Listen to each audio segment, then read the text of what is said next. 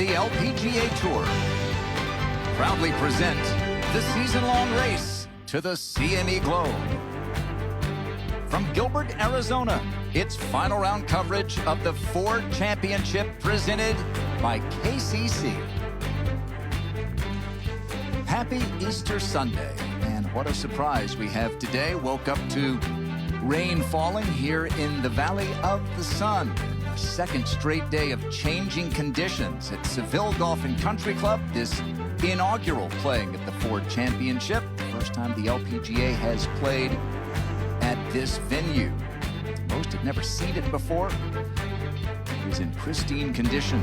After heavy winds yesterday limited the low scores, they're back to taking it deep today. Grant Boone, Karen Stupples with you in the booth with Paige McKenzie calling the odd-numbered holes, and Kay Cockrell is out on the golf course as the rain continues to fall. Karen, Yo-Ju Kim began the day in a three-way tie at the top. She birdied the first and then this at 3. Well, she was rolling the ball really well all week long so far, and she's off to a similar kind of start again today. So Yo-Ju Kim would get it to 17 under par. Nelly Korda took 7 weeks off. And then on either side of it, playoff victory. She's trying to come from behind again today. This is at the 6th. And it's just a short hole for these players, 379 yards, so that would have been a short iron for Nelly, and she's dialed in. Takes her to 15 under par. Lexi Thompson, prolific winner, but no LPGA title since 2019, her second at 6. And I watched her on the driving range hit this kind of shot. She was dialed in there, and she is out here too, just like Nelly. Could this be the day for Lexi? She gets it to 16 under, and then one shot back, this at the 7th. Well, she was disappointed on this 7th hole yesterday. Tee shot just ran through into the penalty area. Didn't have that problem today. She's taking her revenge after that hole. And that would take Lexi into a tie at the top. Nelly Korda for another birdie, this at the 9th. And I think we've seen a lot of this from Nelly in these past few weeks, haven't we? Even in adverse weather conditions in Bradenton, Florida, then last week at Palos Verdes, everything feeling good for Nelly, #1 in the world. Maya Stark, the Swede. She is making a big move this weekend. This for birdie at 8. And she told you a nice little nugget about that putter earlier on in the week, and I'm sure we're going to be talking about that as the show goes on. She got it recalibrated earlier this week, and it is paying off. Too close to call. 3-way tie at the top. Nelly just one shot back. You can't count out Lydia Ko, who with her next victory will earn a coveted spot in the LPGA Hall of Fame. All those players just 2 back. Take you out to the 9th and say hi to Paige. And this is Lexi Thompson now with another birdie opportunity from above the hole.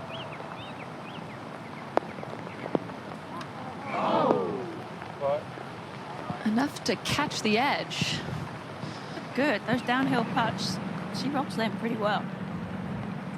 Nelly Korda to tie the lead at the 10th.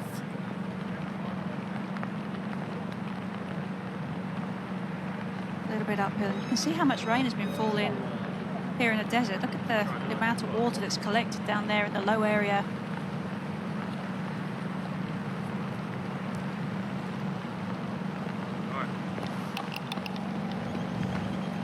Three under today, as you see, bogey free. She's on some kind of a run. Our final group includes the Arizona State alum, Carlota Segunda, who makes her home here in the desert, and Kay Cockrell is going to follow along.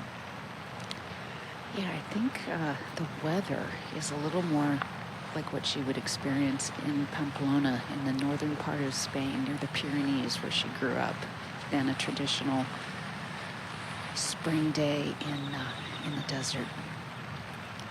This is an 8-iron, had 7-iron out originally, and changed to the 8. And I think, yeah, just in between clubs.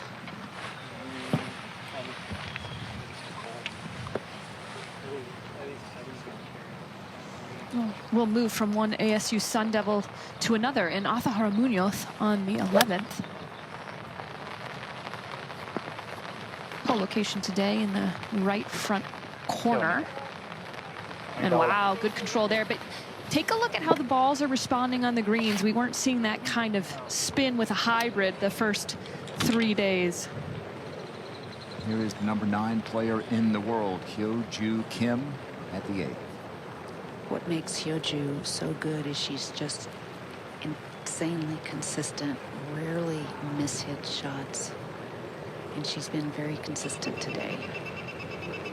2 birdies, the rest pars, and just as I say it, she pulls the 6-iron.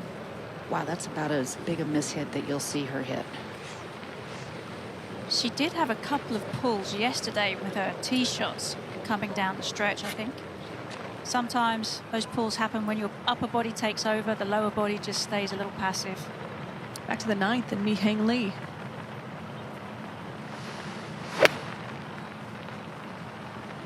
See the splash of the grass. Really good shot. And again, good control. That'll leave a nice birdie look. One more in our final group, and it is the Phoenix area resident, Sarah Schmelzel. No birdies on the card yet today, but no bogeys. So just kind of nicely treading water, but certainly needs to shift into another gear. Maybe not on this hole, but hopefully by the next. These par 3s are challenging. And that was a good looking iron. I don't know if it got up to the top of that hill. Sure did, Kay. It's up there. Leave a really good opportunity to get a little red circle on the card. 11. And this is Lydia Ko, her second shot.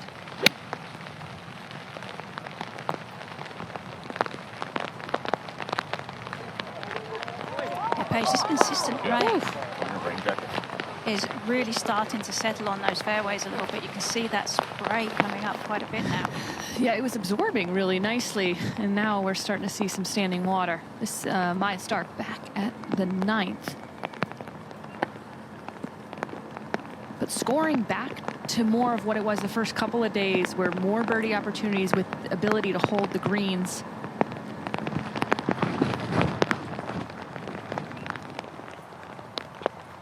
Back up to the 11th. This is Caroline Masson.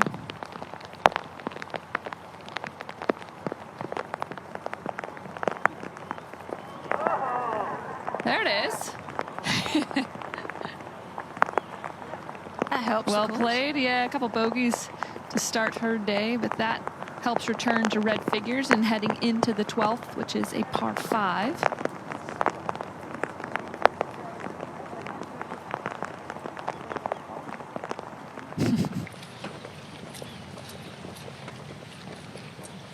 Back at the 8th, this 3-way tie at the top. We had the 3-way tie coming in to this final round with these 3. Only Hyo-Joo has remained at the top. Had a weird day yesterday. It was a weird day, period, because of the high winds.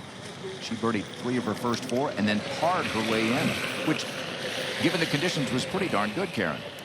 It was absolutely brutal. I mean, Kay, you were out there in those conditions. I mean, how tough was yesterday for the players, and how tough is today?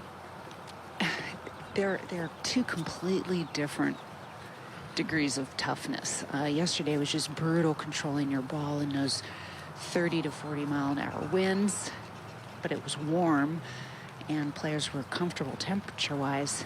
Today there's hardly any wind, but consistent rain, and it's almost 30 degrees colder, so the body's stiff.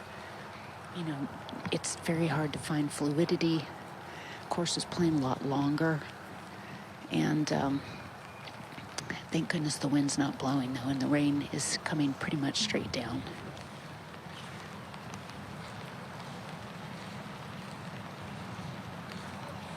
Hyo-Joo short-sighted herself in this bunker, and the sand now is quite compact with all the rain. It's very wet.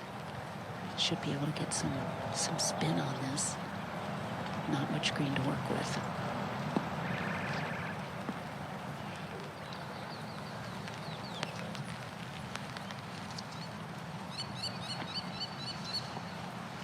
I have her work cut out for her, but we've seen what she can do with the putter. So This is Yuka Sasso, just off the green on the 9th. This is very makeable.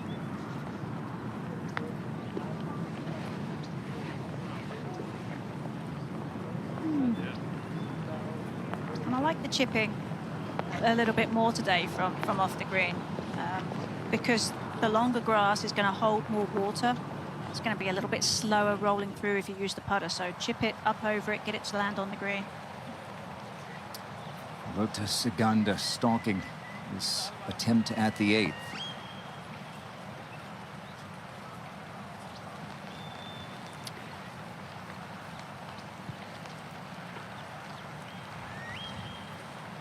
Carlota says that this course really suits her eye, and I would understand why. She's a long ball hitter. She hits a power cut, and it's pretty wide open, so she can be relaxed on the tee and just let it lash. But today, she's been a little bit off with her ball striking. She's kind of wiped a few shots, Karen, and her fade has been a slice at times. It's a little bit unusual for her, Kay. I think maybe the extra layers have closed, maybe throwing her rhythm off.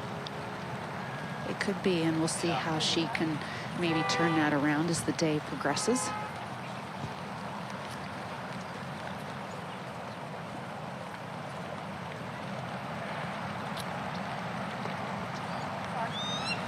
Down in 2 for a par. Stay 15 under for Carlota. Bogey and a birdie to the 9th. And one of the leaders, Maya Stark, has the opportunity to take solo lead if she can make this.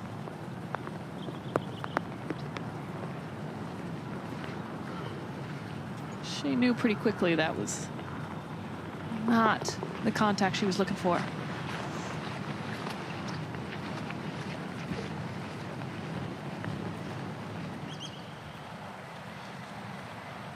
Right. Might Sarah Schmelzel have learned something from Carlota's putt, Kay? Yeah, definitely. There's really not too much movement to this putt, and she can go ahead and hit it a little more firmly because it's into the grain. In general, she has come up short with several putts, although she holed a very nifty little 15-footer on the last hole for par. So perhaps that putt in and itself might have opened up the hole for her. This one just outside of 20 feet.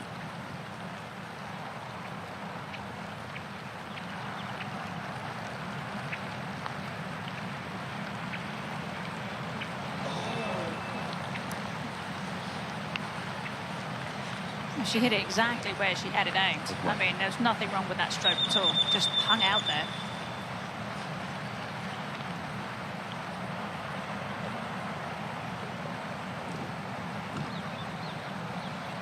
And I think that's where patience is going to come in today. You know, you're going to have putts out there that you hit a good putt, don't quite make, but the finish line is approaching, and you're trying to get your first win. And you feel like sometimes you have to push to try and get that win. But for her, she just has to be patient. And she's getting herself in these positions more than she ever has in her career. She led early on Sunday at Blue Bay in China earlier this month. This is Mi-Heng Lee now for her birdie.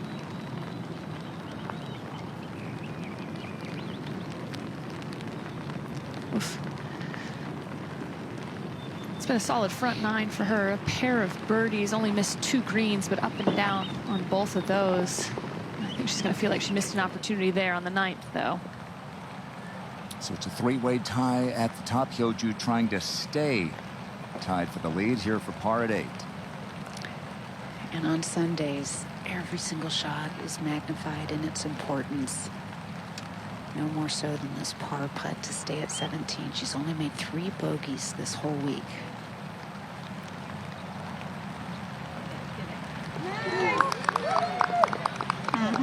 Still 3. And that's a confident player there with that club. You know, the way she rattled that putt in there was nothing hopeful about that. She knew it. We're going to have rain, according to the forecast, for the next couple of hours. 11. And this is Nelly Korda in a bit of trouble off the fairway. Seeking to go over the tree. Whole location on the right portion of this green, though, so she's got green to work with. Okay, escapes the trouble. She'll probably chip that, you'd imagine. It's Nelly, being Nelly. This is the Swede Frida Schenhold, her second at the 10th.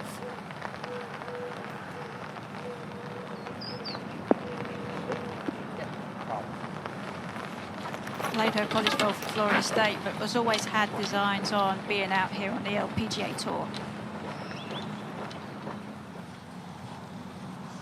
The 9th tee now with Carlota Segunda. She was working earlier this week with her longtime coach, Jorge Parada. They work very hard.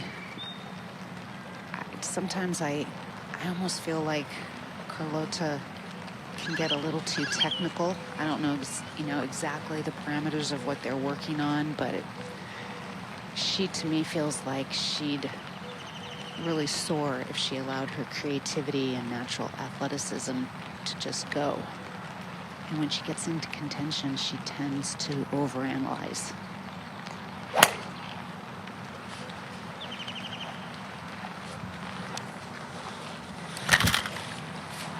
She was looking at it for a long time. A little bit in the right rough.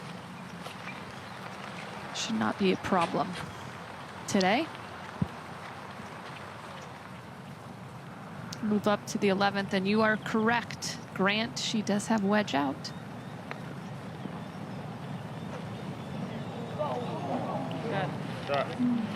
Good. Wouldn't you if you chipped like that? Well, and that was the drive of Yeoju Kim. She picked up the tee quickly. Yeah, that never fairway. straight off the center cut. And now Sarah. Well, Sarah's just been working on staying in the present, working on the little things daily that will accumulate and hopefully lead to elevating her status as a player out here, getting in the winner's circle, getting on a Solheim Cup team. This down the right side as well.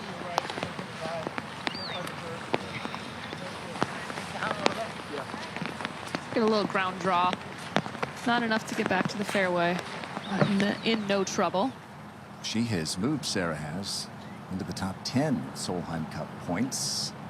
Lexi Thompson, third shot at the 10th. From a little upslope. There's some nice chips yesterday too. Lexi has won on the LET in recent years, but trying to get that first LPGA title since the summer of 2019. Could this be the day?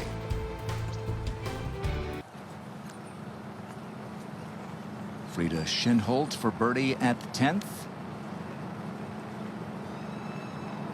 She was one of the players that in the first year of the Augusta National Women's Amateur Championship, she had to make a decision if she was going to play at the Chevron Championship held in Mission Hills or play at the Augusta National Women's Amateur. She chose to play at the Chevron Championship because she knew that this was where she wanted to be out here. It certainly helps focus players if they know they want to play professionally. We'll drop back to the 9th. And Sarah Schmelzel first to play. Paige, Seville Golf and Country Club is pure and in great shape, but I have found a little bit of inconsistent grass where Sarah's ball is nestled up against. There's a little clump of grass right behind her ball that is not going to make this shot easy. She's going to have to really just drive down through it and try to keep that club face square through impact. She's got a 5-iron. And that's going to the left with a draw. Yeah, it looked like ball was slightly above the feet. Not easy to try to dig into it with a fade from that lie.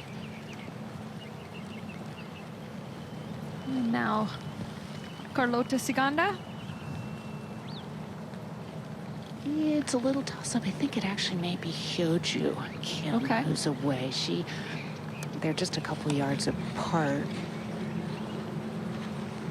Hyoju's got 155 yards to the front, 160 to the hole. This will be just a good old-fashioned 6-iron for her. Ball certainly not flying as far today in these colder temps.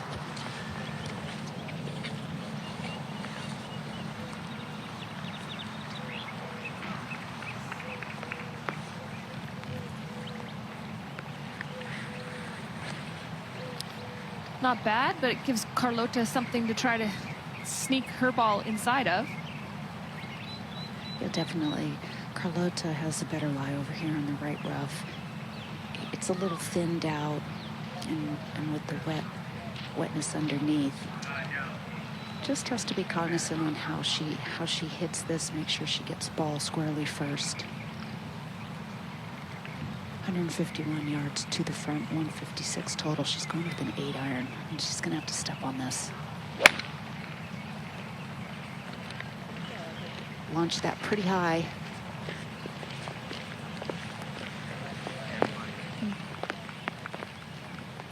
The better choice of the leave, though. Gave herself something still underneath the hole. Well, this is a great story. Kira Naveed of Australia made the cut on the number, shot 65 before the winds really kicked up yesterday. And curls that one in. The first player of Pakistani descent to make it on the LPGA Tour. She is within 2.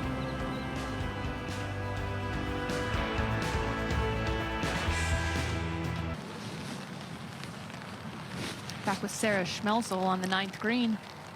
Nothing terribly tricky about this shot. Probably about 3 paces to the edge of the green and another 5 to the hole. You can count on the lie being almost perfect out here. Just everything wet, club face wet. Rain still continues to fall.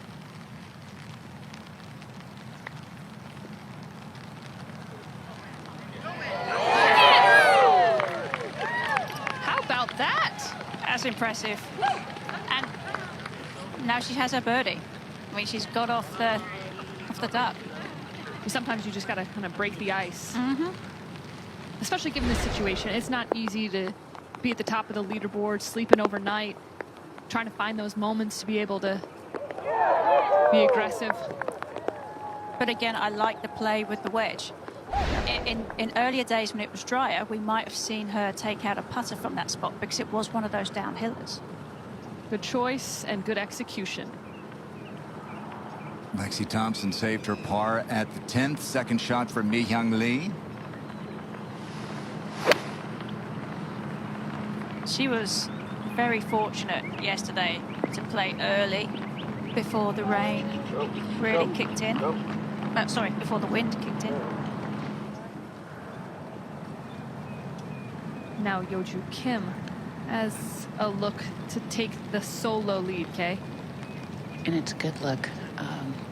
See if she can make a conventional birdie. Hit it just short of hole high right. This should have a little right left movement. Uphill putt.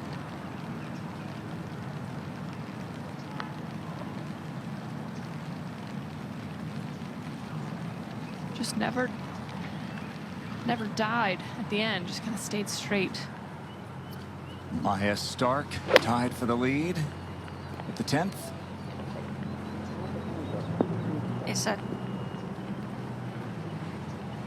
That was aggressive, but quite the remarkable story with her putter.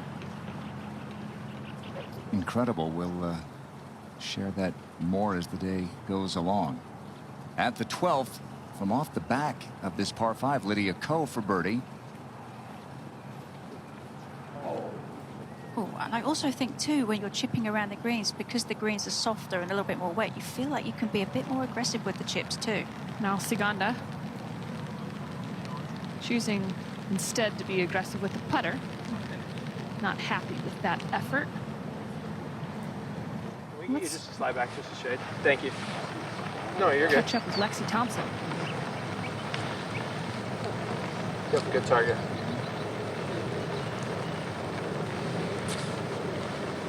This is the 11th hole. You get a good look at that, where that hole is located right now in the, I don't even want to say it's front, it's kind of middle right portion of this green.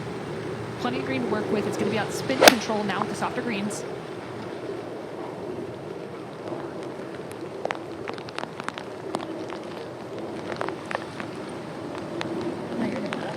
I do not think that was solid. Did she sound surprised? She did a little bit. Yeah. Yeoju Kim now to clean up her par.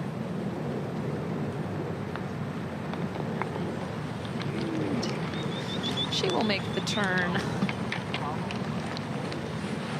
at the top of the leaderboard. 2 under so far on her front 9.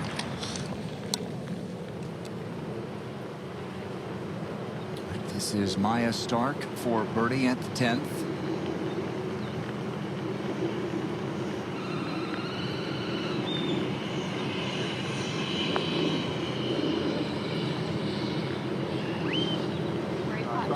Ooh, another good-looking putt.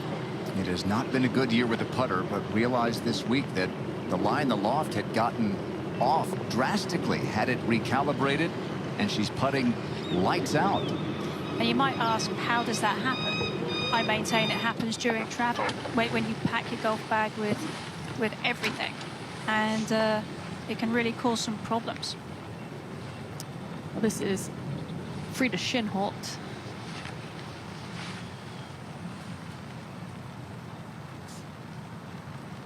Looks like neither one of the players in their group have gotten pin high.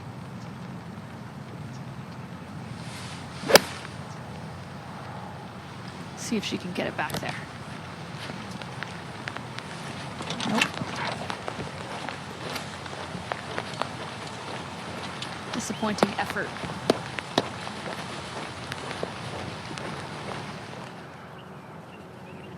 Niang Li went out in the 4th tee time of the day yesterday. To your point, Karen, she finished before noon when the winds really picked up. It was her birthday, turned 31. Shot 31 on her inward 9, and now here is the 2-time LPGA winner within 1 of the lead. Got a victory 10 years ago, her first, and then won again in Scotland in 2017. So Karen, here we are. Getting to the midway point of this final round, and it's still anyone's tournament to win. Well, over the course of yesterday and today, a number of people have asked who's going to win, and I'm still at a loss as to who's going to win. And there's quite a variety of different styles of players at the top of the leaderboard. You have power players like Lexi and Nelly, but then those with lower clubhead speeds like a Yeoju and Mihang.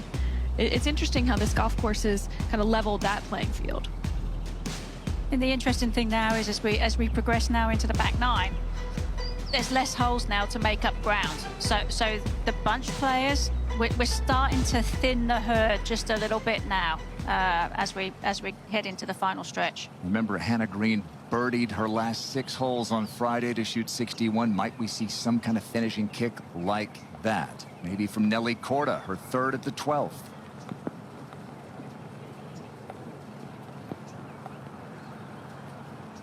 It's okay. I'll leave her a little downhill putt, but Well, this will be an uphill putt for Lexi Thompson, electing to take putter. Just in the middle. Just show them what you know.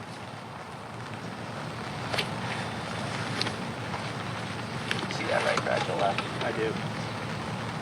I mean, if anything, I see maybe a little less around the hole, but that would be it.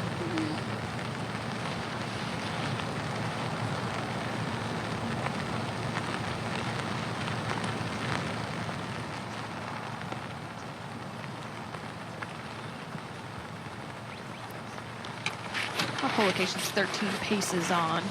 Looking at about a 45-foot putt back up the hill.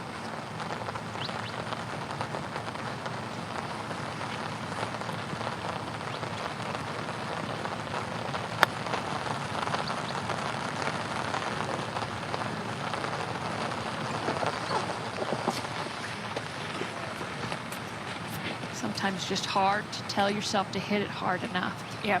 I mean, just had enough of that fringe to get through to make it be a little slower than before.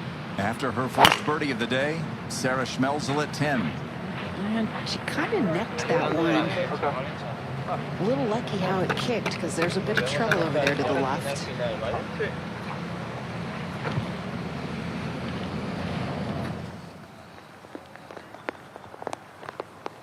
All right, let's watch this tee shot of Carlota Segunda with our top tracer technology, presented by Progressive Insurance. And when Carlota has it all synced up, she can really move it. And I love the way she moves the ball a little left to right, gets that power fade going. There's plenty of room to the right-hand side of this fairway. And up till about a month ago, there were a lot more trees and shrubs on the left-hand side that actually obscured the vision to the hole from the tee. So it opened it up a little. Carlotta's a great example of a player that gets a ton of distance with a fade. A lot of people think you have to hit a draw, but it can be done with a fade as well. Hitting it in the middle of the club face helps. And she does that as well as just about anything. You're not wrong there. Yeah. Different styles, as Paige was mentioning, just in this last group alone. Here's Hyo-Ju.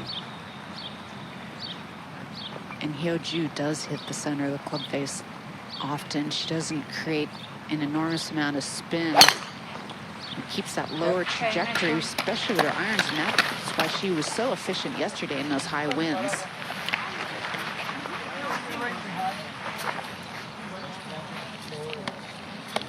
Really good with her hybrids as well. So even though she's shorter off the tee, she can hit those hybrids in as close as people hit 8 irons.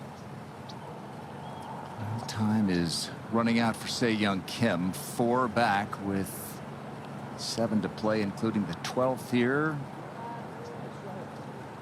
Chance to pick one up. Back to 11. And Frida Schinholt for her birdie.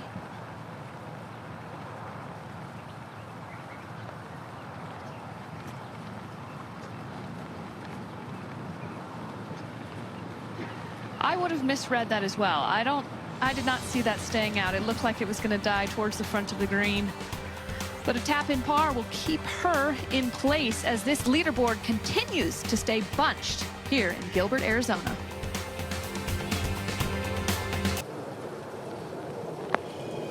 Nelly Korda at the 12th to tie the lead. And for the first time this week, Nelly Korda is tied at the top.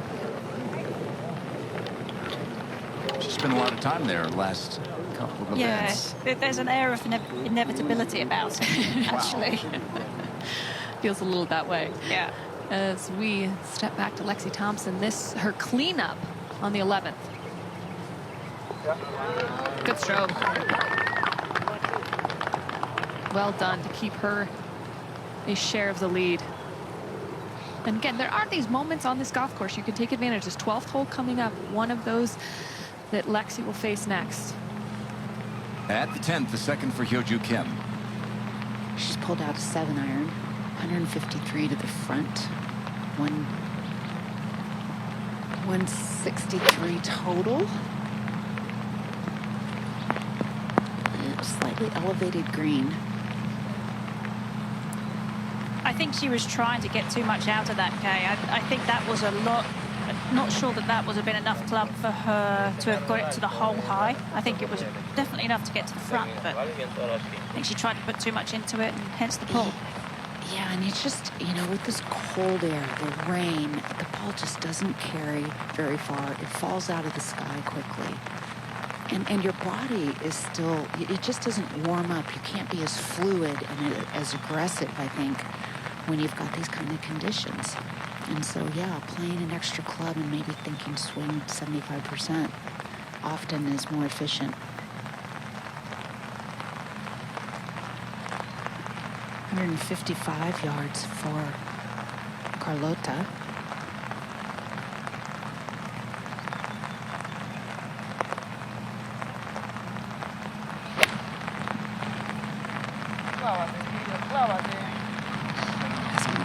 fly? It did fly.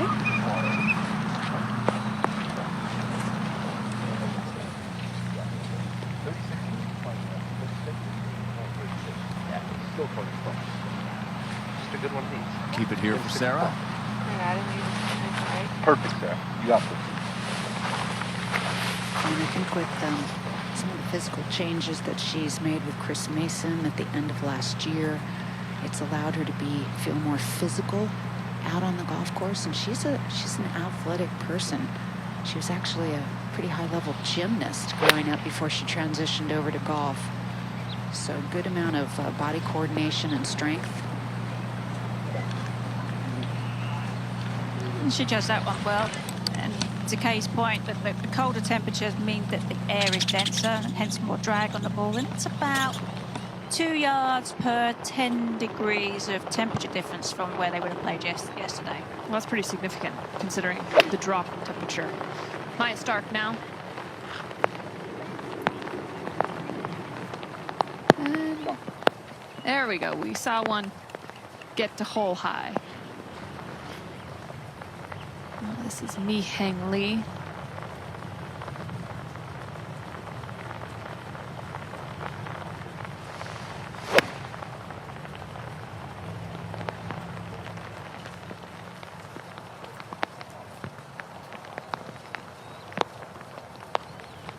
Okay, below the hole. Saw the pitch from Se Young Kim. This to pay it off to get to 14 under.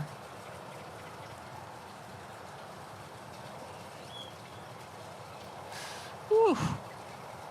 Try to get away. Yeah, she's grinning. She knows. Woohoo. Tough start, trying to fight her way back. As the LPGA upcoming schedule takes us to Vegas for the T-Mobile match play. That's a Wednesday start, so just 72 hours from now. New format there with some stroke play leading up to 8 players making it to the match play weekend. Chevron Championship back at Carlton Woods after taking Masters week off. Back to Southern California for the JM Eagle LA Championship. Then to the East Coast for a couple of weeks in the New York, New Jersey area. Cognizant Founders Cup at Upper Montclair. And Mizuho America's Open, where Rose Zhang will be the defending champ. Rose missed the cut this week, so did Minjee Lee. Tied the all-time lowest cut in LPGA history, 5 under. And then yesterday, it was just hang on. Today, it's been a different kind of a challenge as we watch Yeoju Kim. Seville Golf and Country Club has shown a variety of personalities throughout the last 3 days. And you have to adapt and be flexible as a golfer. And usually at the end of the week, the person that does it best comes out on top. Yeoju has drawn a good lie down in this low part of the rough, which is below the surface of the green. She has an uphill lie. Decent amount of green to work with. I mean, probably 5-6 paces, but the green's tilting towards her just a little bit, and the greens are soft.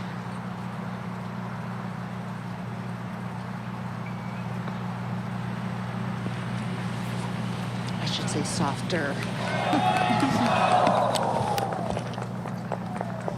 Good, you could tell she didn't feel the need to have to really throw that one up in the air. That was kind of a medium height kind of pitch shot for her. This is a good look at the 15th hole. Nasa Hataoka has a long birdie putt. There's only a handful of birdies on this hole yesterday. Yeah. It's played as the most difficult hole, and anytime you can pick up a birdie like that, you're picking up more than one on the field.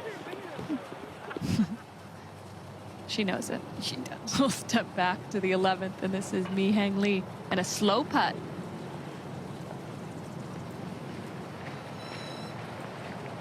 It's so slow. Yeah, it was a similar line to what Lexi was on, but a little better effort not having to go through the fringe. All right, back we go to the 10th and Saganda for birdie.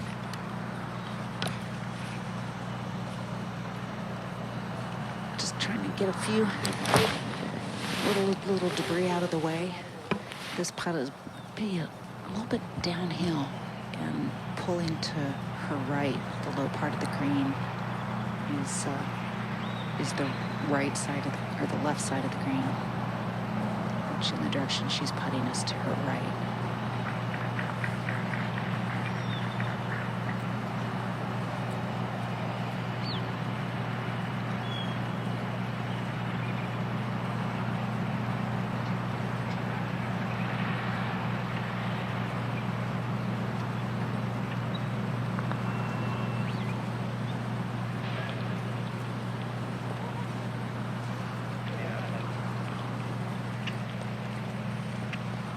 Pretty good for speed there.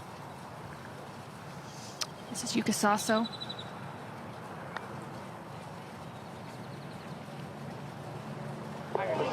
And she gets it to the hole. Good putt, good birdie. She turned it around nicely yesterday after a 4 putt and really got it back to where she needed to be. It's still very much in this, and talked about the chilly weather. She came prepared. Got gloves on, a hat. Almost works like an umbrella, that hat. It's kind of wide enough. Multi-purpose, stylish as well. Little sister will be like, can you stand over me and protect me from the rain? And Mom says, okay, shh, shh, shh. Sarah's about to putt to tie for the lead here. It would be such a dream scenario for her to break through and get her first win in her hometown area, although she lives almost an hour from here in north central Phoenix. Said she'd never played Seville Golf and Country Club before because it is such a trek down to this part of the greater Valley of the Sun. See if she can go back-to-back birdies, similar line to Carlota's.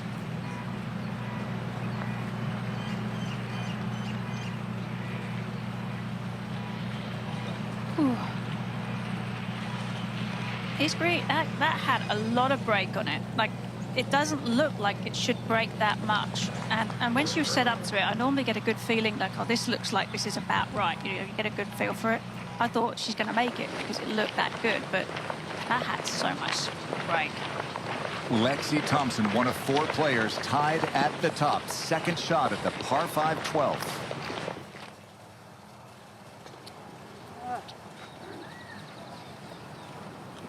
Left. She was over in that area yesterday, but Couldn't tell. It looked like it short of the bunker yesterday. Now, if you're in Lex's position, you hope that kind of has got into the bottom of the bunker. You don't need it being up against that back lip.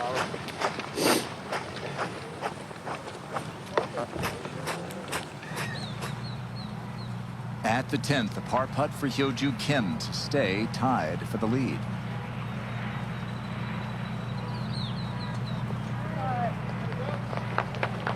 Okay, at the 8th, now at the 10th, par saves for Hyo-Joo.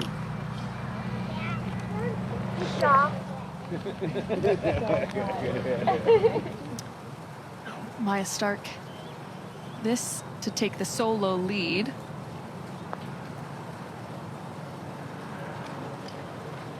She wasn't afraid. Nope. We've had this, feels like a little lull every day when players have made the turn and they've come onto this back 9. Things haven't really been peachy for the players. It's interesting because they're not rated especially hard as you kind of go through the turn, but there's been certainly less movement on the leaderboard every day, kind of right around this time.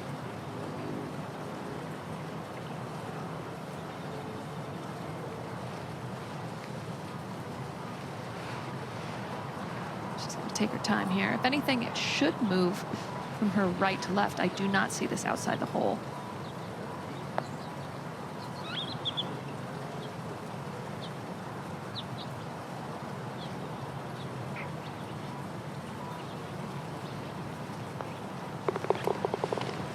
Good.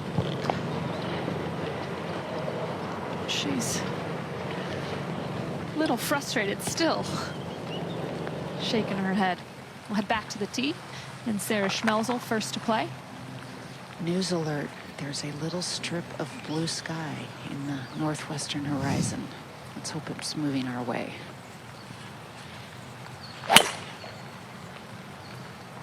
This may not clear the bunkers on the left.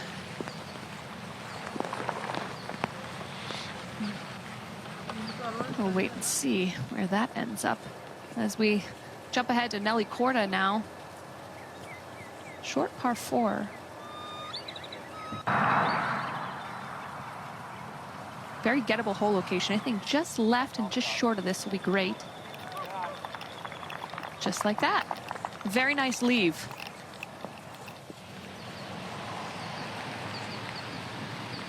Now Carlota Ciganda. It's hard to tell if Schmelzel's ball cleared or caught the left fairway bunkers. There are bunkers on the left and a couple of bunkers on the right to try to avoid. This is one of the more narrow fairways.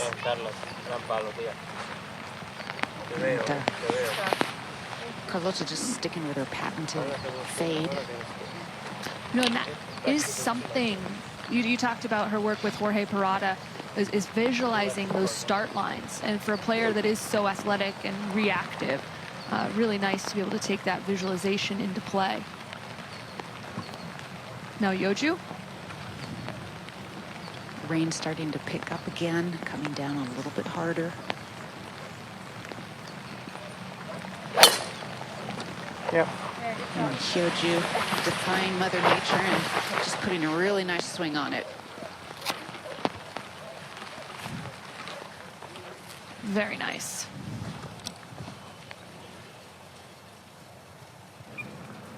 Well, we saw the lead by Nelly Korda. There shouldn't be much in this. So it's a relatively straight putt from here. Well done. And it's Nelly on top. For the time being, back-to-back birdies that puts the #1 player in the world seeking 3 in a row right on top.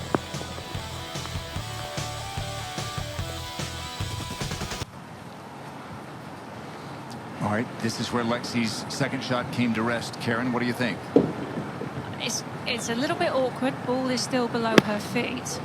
She does have a bit of green to use. I mean, that was pretty good from that.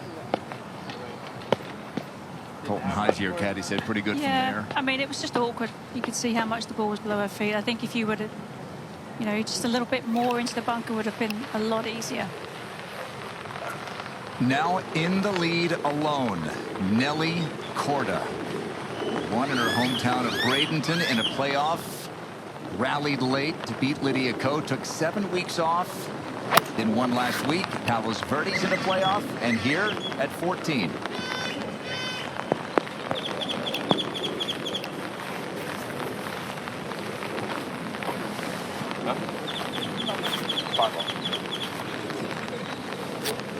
Head shaker.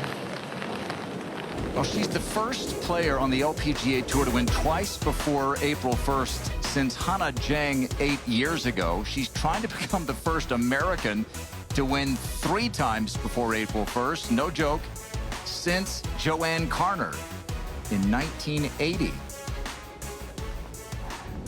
And it's never been harder to win on the LPGA Tour. You've said that, players say that. Well, when you consider that Nelly has taken a number of weeks off, she didn't go over to Asia to play over in Asia, so she's had limited numbers to try and get to that number for that date. Lexi to tie Nelly. Okay.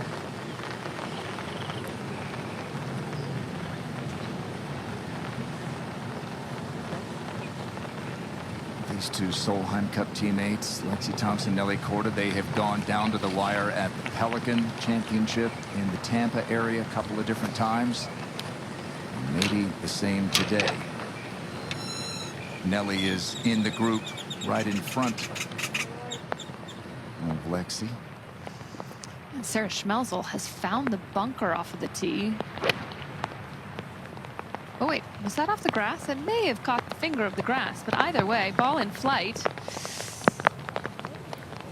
May have caught the greenside bunker.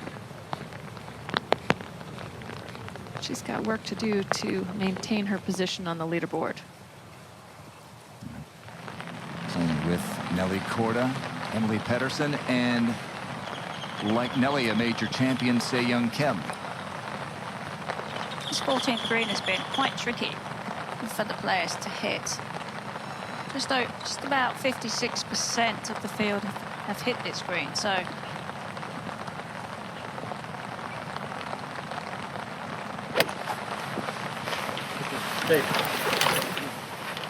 playing 164 yards. Flag is on the left. Oh, that'll help the statistics. That'll pad the numbers just a little bit. Well done, Se-Young, taking one for the LPGA Tour team. Now Yeoju Kim. Her second shot into this 11th green.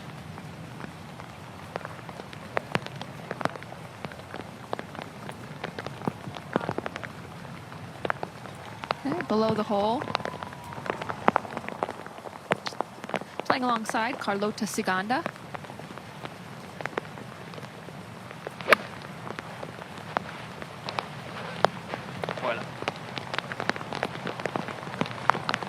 A bit of a tug there.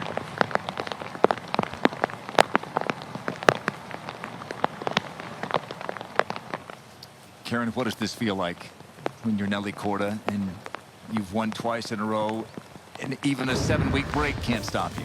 No, well, you know that your game is good, and she has said that it's good to be healthy, it's good to be out here, and she understands what her body needs in terms of the rest that is required to be in top form every time she tees it up.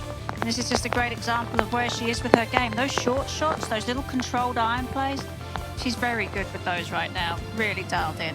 She birdied the par 5 fifth, rolled in that short one at 6, pars at 7 and 8, and then at 9. These aren't 50-footers. No, they're not. Like the full striking as well. And I think, you know, in these conditions where it's a little, you've got layers of clothes on, shorter, well-timed swings are going to pay dividends. Had to lay up at the 12th, third at this point, and curls it in, and that gave Nelly her first share of the lead. Then she would back it up with this second at the 13th. Just another good short iron shot. Softer greens, able to control the ball, can be aggressive. Trying to win a third consecutive start. She is off the green here at the par 3 14th.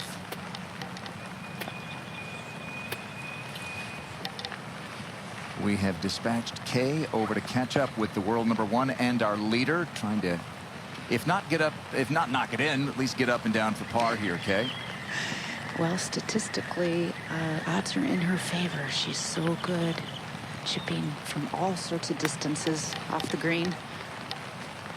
Understands where she wants to land it and the spin really well. It was such a simple chip shot. Like, it was all shoulders. There was very little hand movement. Not much can go wrong in that. Just trusted the loft on her club. And watch how she just rocks her shoulders. The hands barely have any set, just a tiny amount. Yeah, well done. Makes for a really consistent strike, so she knows how the ball's going to come off that club face every single time. This is the player trying to make it, Yeah. right, in that spot. But we've seen her do that a number of times already this week. Even yesterday. Well, we'll catch up with the adventures of Sarah Schmelzel here on the 11th. Left off the tee, left to this point.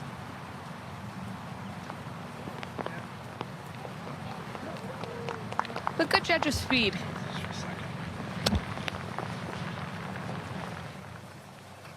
At the 14th, this is Emily Pedersen for birdie. Yeah, a slow uphill putt. And she judged that distance really nicely.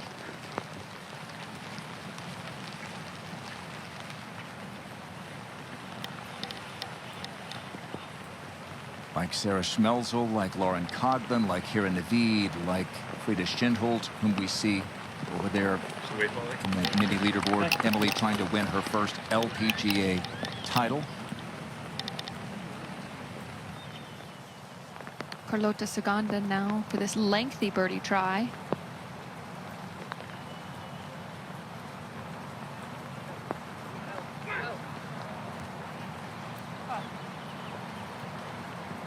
Well, it's a good roll, but coming down the back nine, you're starting to get a sense of urgency if you're trying to make a move. Especially with Korda's now 3 ahead of you. Naveed now to save her par. Well done.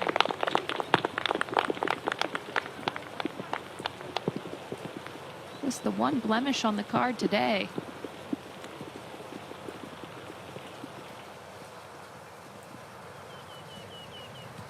It's Yeoju Kim for birdie up the hill.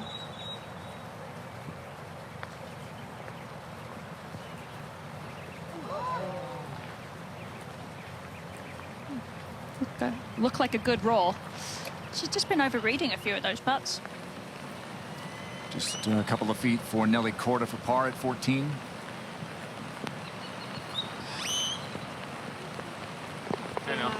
These were no gimmies yesterday, Karen. No, it was so windy and you could barely stand still over it. And today, not an awful lot of wind out there,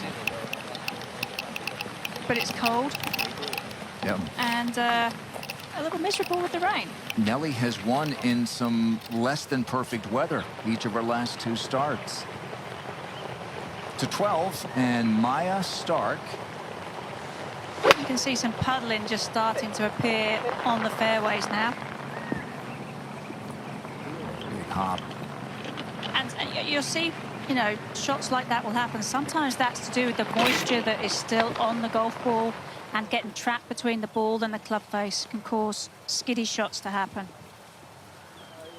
Lydia Ko now.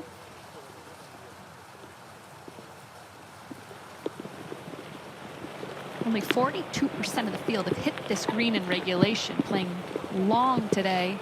At times it's played downwind, but with no wind, makes it difficult par 4. Just a cleanup for Yeoju Kim. Ooh.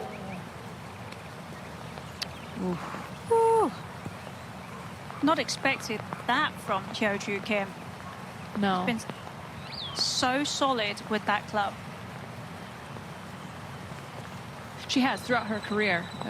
You kind of go down the list of players that year in and year out have been one of the best. Well, she's not done yet. Okay, right at that We tree. head back over to Nelly Korda. Might be a shade left to right. There's a big American flag up near the clubhouse. You can see in the distance fluttering just ever so slightly. Nelly's caddy, Jason, has a ton of information at hand. If anything, the wind's blowing at all, it's a little left to right.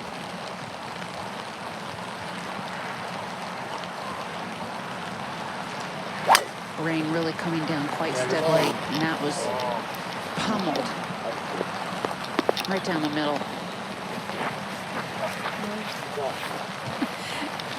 No roll at all on that. So this now for bogey.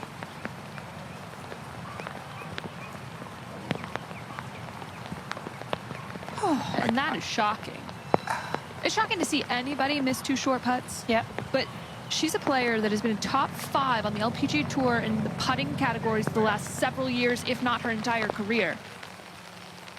Up to Emily Pedersen. Pedersen pulling across this one. Little lower trajectory, little right to left movement. Not going to hurt her any.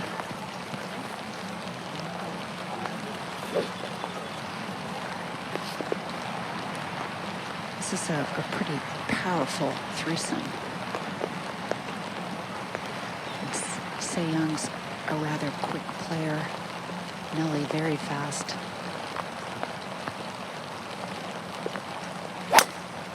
Oh, this is high and right with a fade. Gonna find the right rough, if not some trees.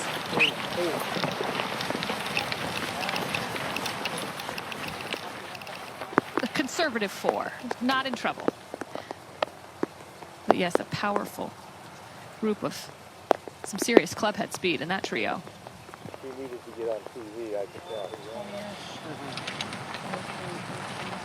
Another player with serious clubhead speed, Lexi Thompson.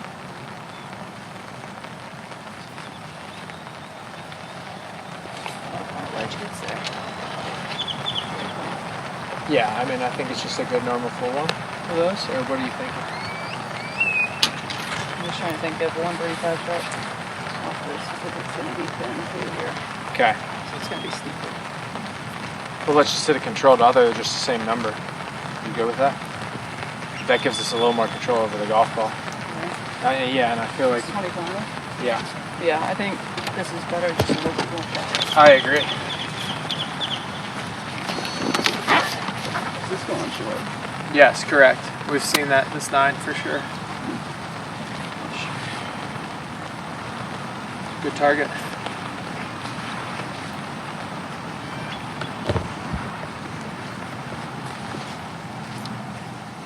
On her line, she's got 12 paces between the front edge and where that hole is. I think she can fly it pin high, as much spin as she creates, and then hold it as it lands.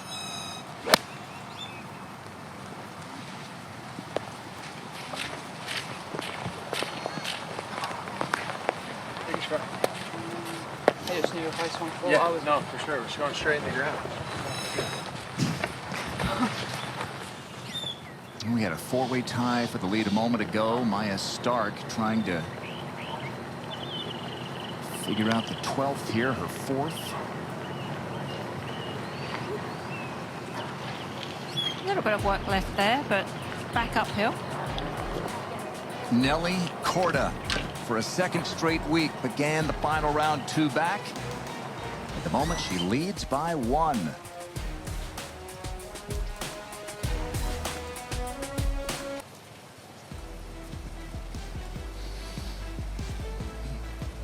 This is where we stand as the final groups play the back 9 here at this inaugural Ford Championship. And Nelly Korda, have you seen this before? She's won her last 2 starts. Came from a couple back today. 5 under, bogey free. Nice up and down at 14. Karen, she's in position to win a 3rd straight. Not really surprising either. She's in a really good vein of form. She's hitting the ball well, and she's confident, and she doesn't have to be anything other than she knows that she can be. She's overcome some adversity. She's lost leads, she's regained leads, she's won in playoffs. You kind of feel like you can do almost anything. That's a great point. Maya Stark has this to save her par at the 12th. And it's getting later. To state the obvious, but we had all of these players, 34 within 5 of each other to start this final round. And feels big here for Maya. There was 20 within 3 at the start. It's not that someone couldn't come from 2 or 3 back at the moment, but running out of holes. Now Lexi Thompson for a share of the lead at 18 under. If she can find the bottom of the cup here. Above the hole, so downhill putt.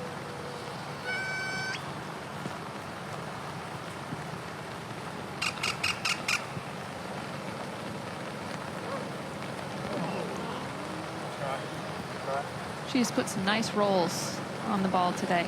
No doubt about And it. this I think week. all week too, Paige. Like we've seen her make quite a few good putts, good solid rolls. Well, her distance control has been great. Outside the one exception on 11 where she was from the front of the green on that fringe. Just massive improvement over the last 2 years. And this is just the 2nd LPGA start for Pepperdine alum Hira Naveed. And a beauty at the 16th. And Hira is going to have a chance to post a number of 13.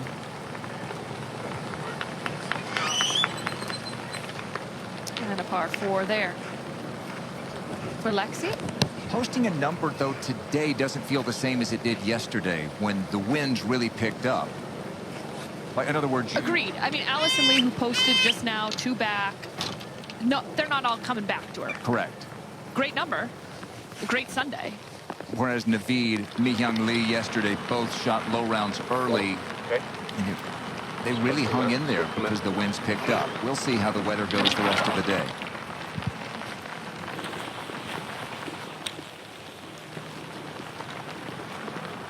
And this is Emily Pedersen. This is a beast of a par 4 today. Emily is not a short hitter. She's got 218 yards in for her second. Soft. That looked like a pretty good shot. 3 wood in hand. That's more than pretty good, Kay. Can't beat that distance control. They were begging for it. Soft, land soft. We'll play. Up next is I Nelly. like it out of ball, left to right into. Even Nelly has 204 yards left after just a massive drive. Just got no roll in the fairway. She's pulled out her 7 wood.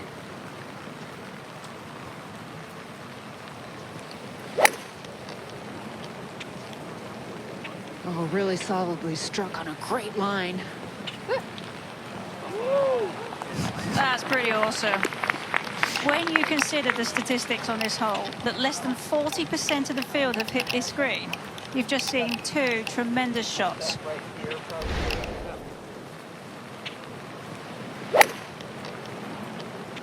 She was leaning on it a little too, Karen. She didn't look thrilled. I mean, it's huge at this stage, you know, to put in a couple of good shots, to have a birdie opportunity here when you already have the lead, knowing that you've got 16 and an 18 coming up too. 1 club, yep. And to that point, to be able to take advantage of this hole. Only 3 birdies on this hole yesterday. I believe that's all we've seen so far today. Yep. Final group at the par 5, 12th, third shot for Sarah Schmelzel.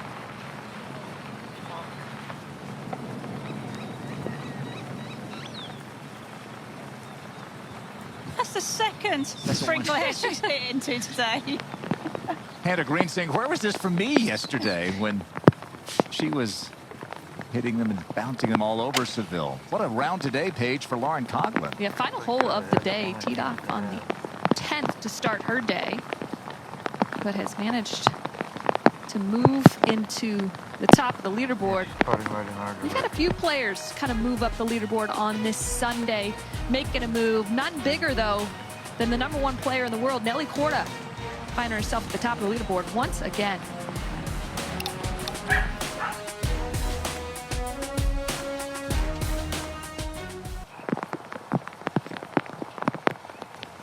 On the tee at the par 3, 14th, 1 shot back, Lexi Thompson.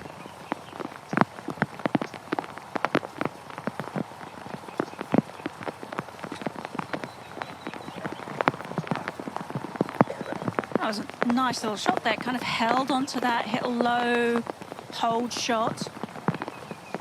9. And this could be a final birdie for Lauren Coughlin.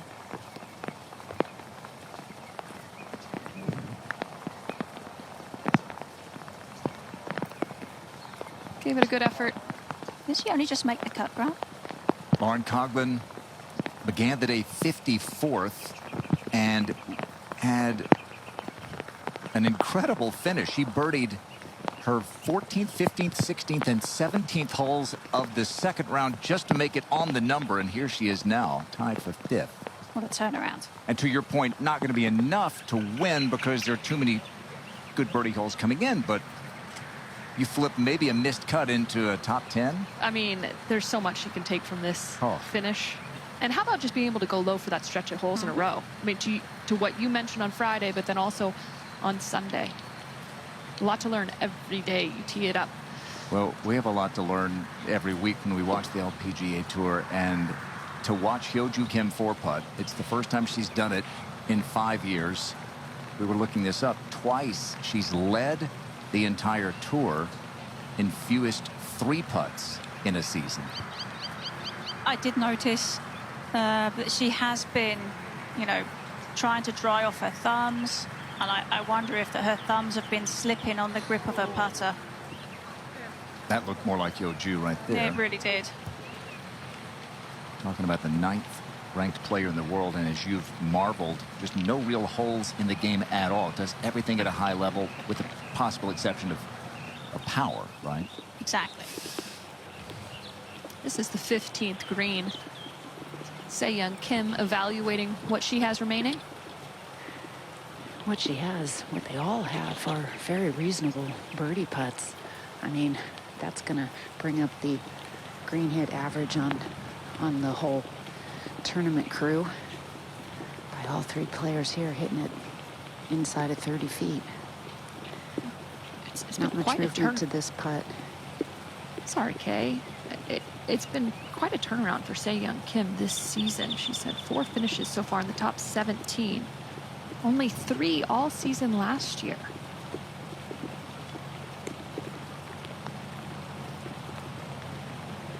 Just goes to show you that even the best can go through little valleys in their career. Sarah Schmelzel from off the green at 12. Can take a good swipe at that one as it went up the hill there towards the hole. She's hanging in there. 2 back at the moment. 15. And Nelly Korda. You know, this whole area around this back part of the green is pretty flat. And sometimes he's just trying to deal with a subtle little break can be challenging. But I don't see her giving away too much of this hole.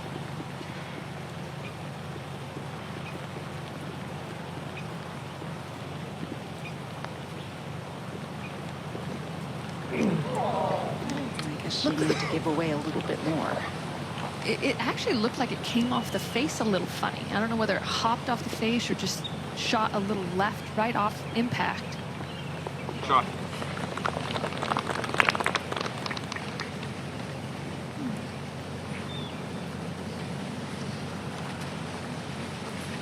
It's a bit little cross that she didn't make a birdie there, but to walk off that hole with a par, I think, is not a bad deal. This is Maya Stark.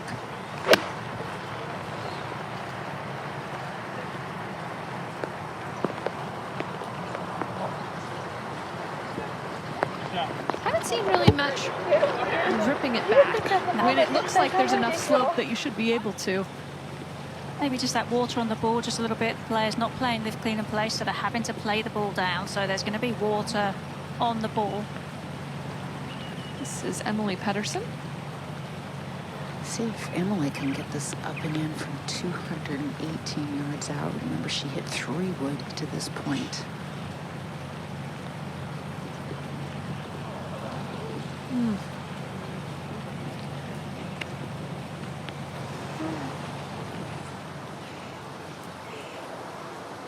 This on the 17th. Naveed to work her way into a share of the lead.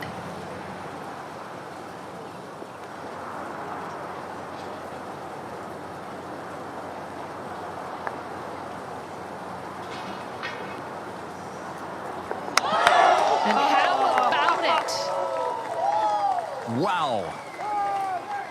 Made the cut on the number and now tied for the lead.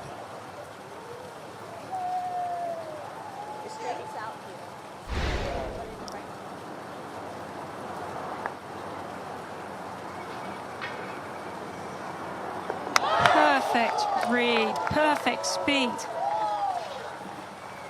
Made it through the Epsom, played the Epsom Tour last year, made it through Q Series, and now in the lead.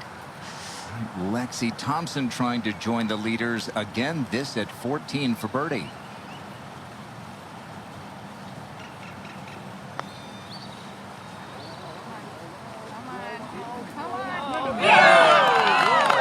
And the hits just keep on coming. Incredible. Wow. An Easter Sunday.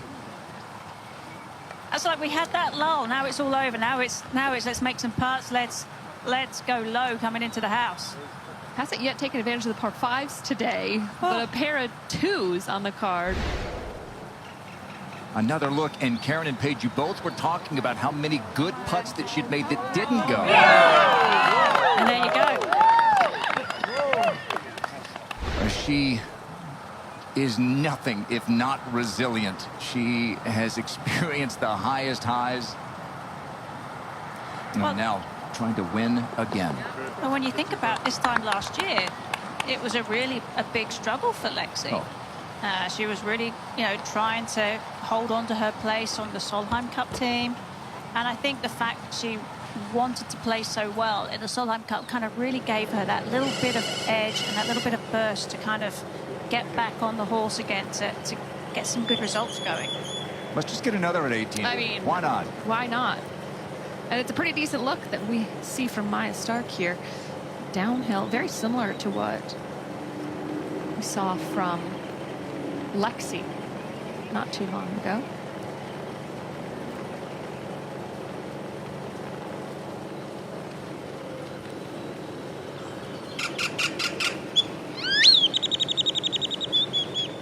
It's up and out quick on that one. I think when a player comes up and starts walking very quickly after it, they typically know that they haven't quite hit their line, or it wasn't quite feeling right off the putter face.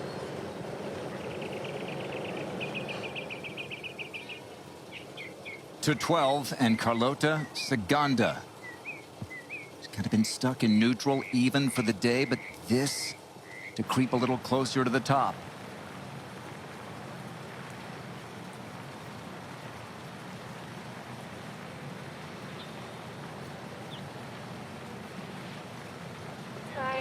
Oh, could it be? Yep. Could it be for Saganda, Karen? Well, she has to start hitting those balls, those putts firmly. We've seen in the past with Carlota, she can be a little tentative coming like down the that one. stretch.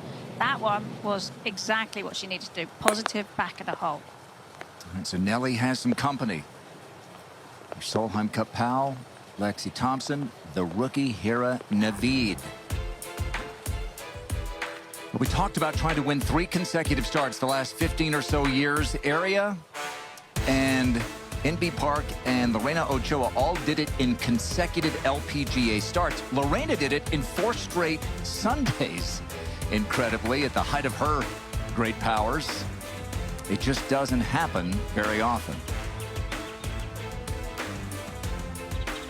But then again, not many possess the talent, the tenacity of Nelly Korda. 2 back when the day began, tied at the top of the moment.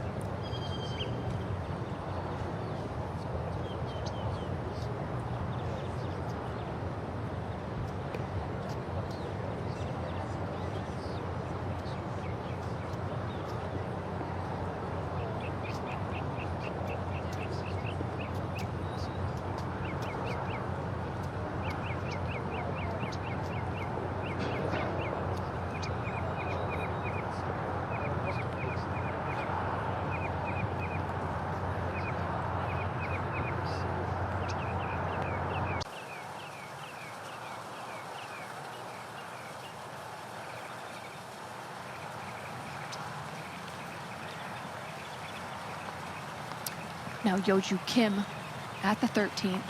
Gonna need to make a move if she wants to challenge. Is it another left miss? She is Had a handful of those on approach shots, Karen. She has, and she had a bit of a left miss with the tee shots yesterday towards the end as well. So something's going a little bit adrift for her. Second straight event in which Lydia Ko has contended as she searches for that final win, the final point to make it to the LPGA Hall of Fame. Doesn't look like it's going to happen this week. I mean, she was so close. She's been so close. I still can't believe what happened in Bradenton. No. She was up 3 on Nelly with 2 to play. Nelly went eagle birdie. And now here we are. Is this final point going to be the hardest point to get? Well, she's been through the droughts, right? She knows what it's like to find her way. She's playing at a very high level. The win, the playoff loss, the 4th place finish. Now, that was a moment ago, and now we are live for our co-leader, Nelly. Nelly laid up off the tee with a fairway wood and really didn't clear the rough by too much. Just a little wedge left, a soft one.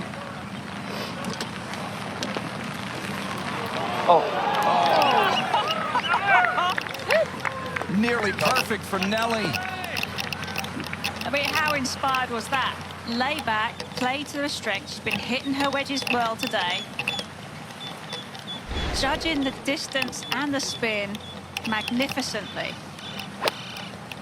This is a great player at the height of her powers.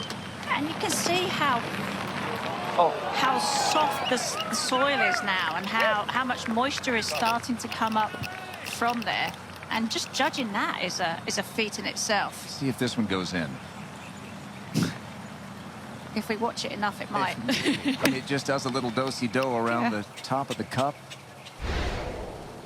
It's not a tap-in. It'll be a few feet, but that'll be to regain the lead with 2 to play. Karen Navid, meanwhile, is playing the par 5 18th. What a weekend for the rookie. This is the 13th, and Sarah Schmelzel.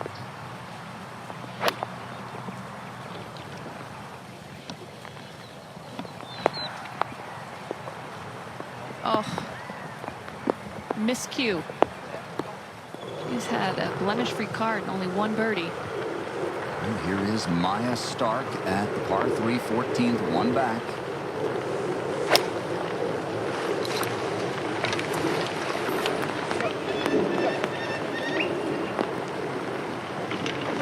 Would you want to know where you are on the board at this exact moment, or do you just know everybody's making birdies? No, I always wanted to Okay. know. I mean, that's my personal preference. I know some people absolutely can't stand to know. Like, they just want to keep in their bubble and keep playing their game. But I needed to know. Now, you could guess by the roars that Nelly is doing something special. She had that 4-shot lead going into the final round in Bradenton. Lost it by the 7th hole. And it was really squirrely. You were out there on a tough day, and it looked all the world like she'd lost her chance to win. Oh, all the momentum had gone.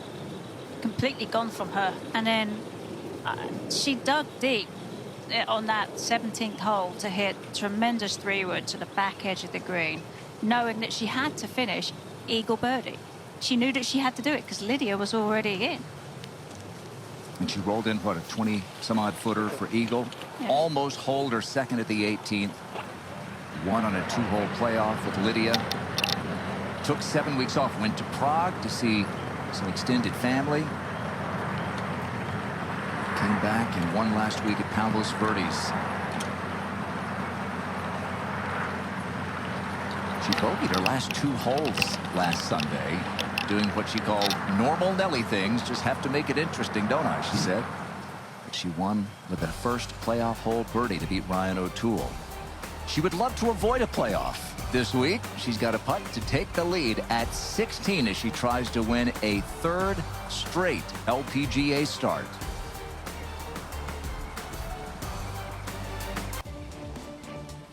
It's a rainy Easter Sunday in the desert of Arizona. Bit of a surprise as the field woke up to the pitter-patter of raindrops at Seville Golf and Country Club in Gilbert, Arizona for the final round of the Ford Championship. Grant Boone, Karen Stupples, no surprise to seeing Nelly Korda near the top of the leaderboard. Began the day, Karen, 2 back, but did this at 12. Well, it's just a fantastic roll from above the hole, just judging the speed perfectly.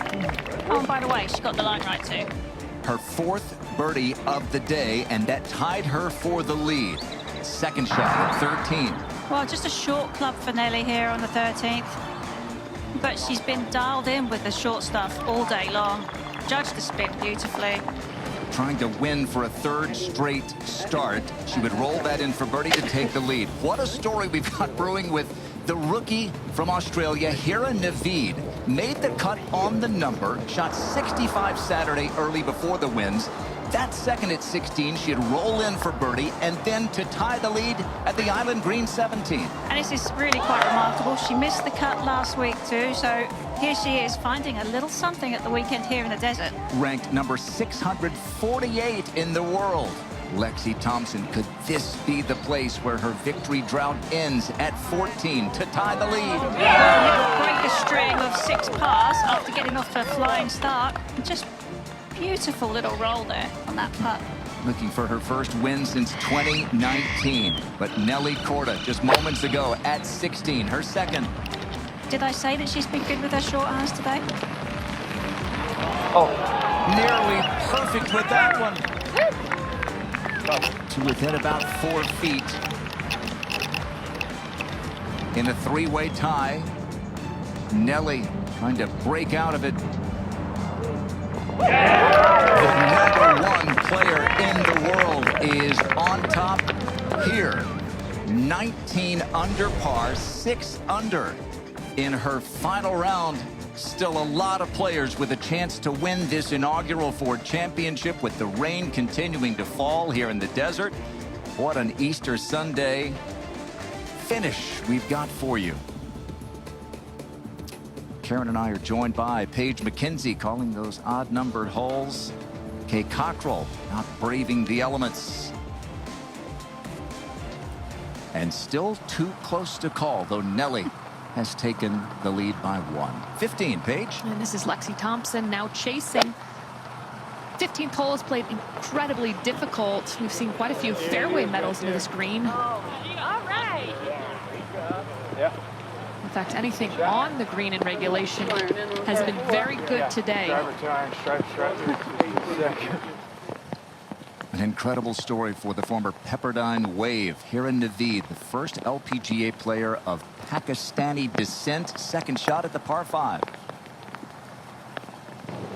You see she's gripping down on that one quite significantly.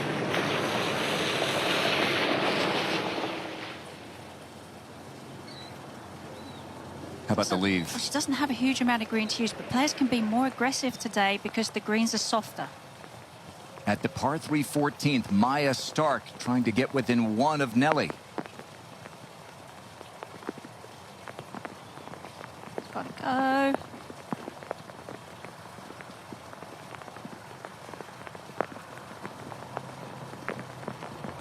Stark, the 24-year-old Swede. She'll have that to stay 2 back of Nelly Korda. Incredible. She won in her hometown of Bradenton, Florida, had a big lead, lost it within the first few holes, rallied late to beat Lydia Ko in a playoff, then won after a 7-week break, won last week at Palos Verdes. Take you back to 15.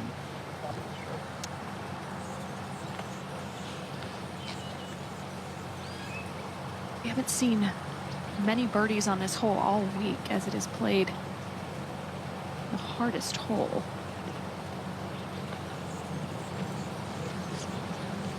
And only 3 birdies today.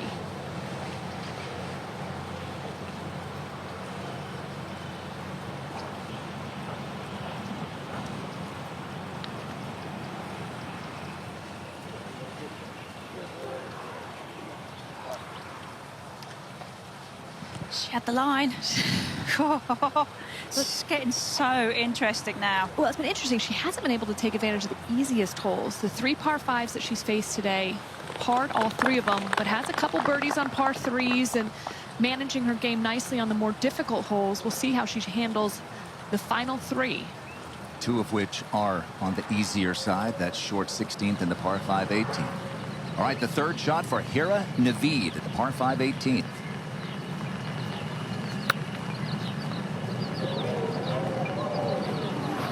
Oh, she just got a little bit underneath that one. Not sure 19 under would even be enough, but you feel like that's got to go in to even have a chance for Hira. Maya Stark with a huge par putt at 14.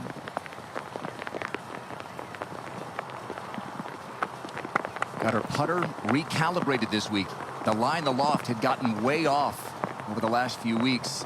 And with the new putter, new fix, she's putting lights out. Everything's lights out for Nelly right now. Well, this is something to watch here as we welcome you to the final round of the Ford Championship, this inaugural event. And Karen, the world #1 Nelly Korda looks like a player at the height of her powers right now. She really does. I mean, she's firing on all cylinders. The short game is quite magnificent. You know, the little short pitches all the way through to 9 irons and 8 irons, just absolutely on the money. It's nice short compact swings that she's putting on the ball, and then the putter looks so confident, like she's getting the ball rolling with the right speed, the right lines, and it's just a thing of beauty to watch. And how about the ways that she has won? It hasn't been cruising to victory in these last couple of wins for her. And in many ways, it's probably helped her immensely mentally, knowing that she can overcome some adversity. She's lost the lead. She's got the lead back. She's won in playoffs. And in general, I think when a player does that, it almost feels like they're a little Teflon coated, like they can actually, tackle just about anything that gets thrown at them. Most importantly, they know that, right? Exactly. All right, so Nelly Korda trying to do what hasn't been done since 1980. We'll tell you that in a second. First, Naveed for probably is a must-make birdie. There's a massive leaderboard just left of the 18th green, and it's hard not to see it. And I have to think that when she was standing there waiting to play that little pitch, you kind of realize exactly where you are, and the excitement of the moment, and knowing you're having your best career on the LPGA Tour and your first ever cut made on the LPGA Tour. It has to be a little bit overwhelming. I think you're pretty much starting it just a little right of that hole side. The wind's like right here. I like 33 as a feeling. And Kate Cockrell is with this group. The actual yardage is 144. 138 needed to get to the top of the ridge. But the feeling that they're going for is a 133-yard shot. It's just a nice little 9-iron. Trying to draw it in a little. Amazing distance control.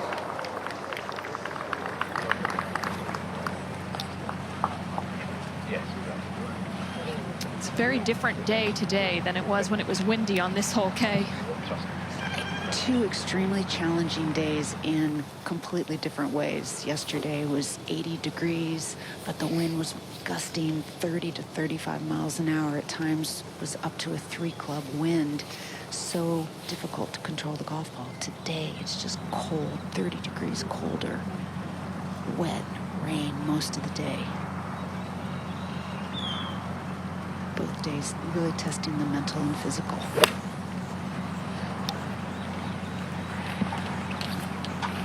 Kind of leaked that out to the right, didn't really get that flush.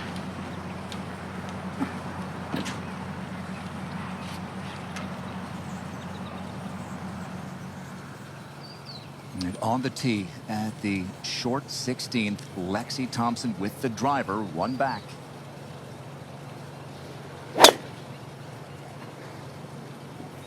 Water right.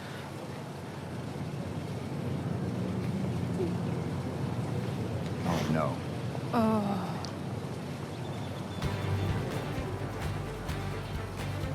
She'll have to work hard for par to stay in it.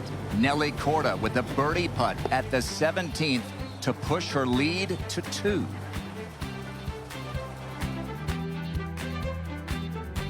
Today's coverage is brought to you by Ford, built Ford proud.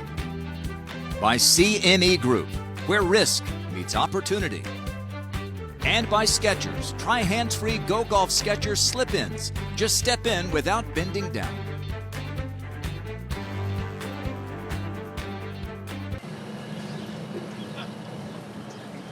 Hira Naveed in her second LPGA start. This for her par, the 18th.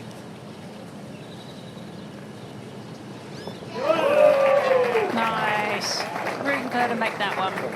She's probably not going to win, but this likely locks up her LPGA card. Huge. I mean, such freedom for her now moving forward with the rest of the year. I know it's March, but this probably does it in terms of the CME points. Oh boy, Lexi in the water off the tee at 16, scrambling for a par here, her third. Well, and she was so far in the water that she couldn't drop it up close to the hole, has to take it all the way back here. Still playing from the desert, but she's still going to have an opportunity to save her par. How about from this desert area? You can get good lies, can't you? You can. It's a little different now that we've had all this rain in here. It's a little soft in places. It's a little slippery in places too. So very much lucky in where you drop it. But she chose that lie, and I think that had to be part of her thought plan. I mean, that desert area was blowing in everyone's face yesterday. 35-mile-an-hour gusts. Today, 55 degrees. About a half an inch of rain has fallen. Don't forget about Maya Stark. This on the 15th. Especially with the volatility that can happen coming down the stretch. Okay. In position.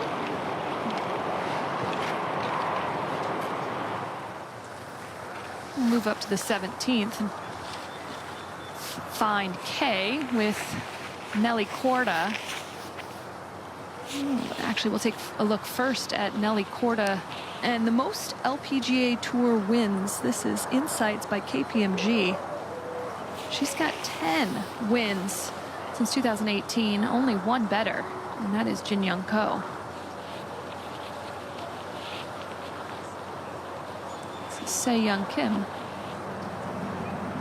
Yeah, she just crept up on the uphill portion of a little rise. Before where the hole's located. She thought that would pull to the right and it stayed straight. The players being fooled on these greens. They're tough to read. It's funny how different grasses, players are more comfortable reading those kind of greens. I actually, Kay, am very comfortable here, but you put me in Florida or you put me in other grasses, it's a lot more challenging. Well, Nelly seems to be pretty comfortable on these greens in general, but I think she's learned to adapt her game to just about any type of golf course. Ball striking today is proving very valuable, and now this birdie putt from hole high right.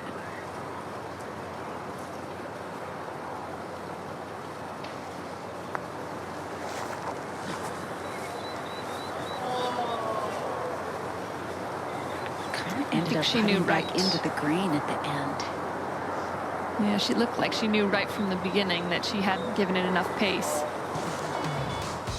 So she will settle for a par as she finishes up the 17th. The 18th hole, though, par 5 that is reachable. We'll see what Nelly can do next.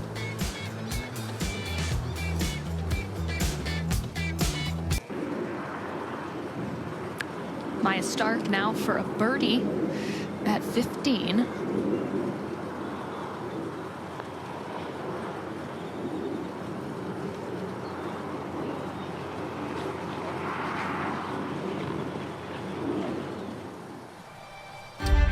Maya Stark knows what this is like. The Augusta National Women's Amateur is the future of women's golf. Takes to one of the great stages in the game. Wednesday, Thursday on Golf Channel and Peacock. Saturday on NBC.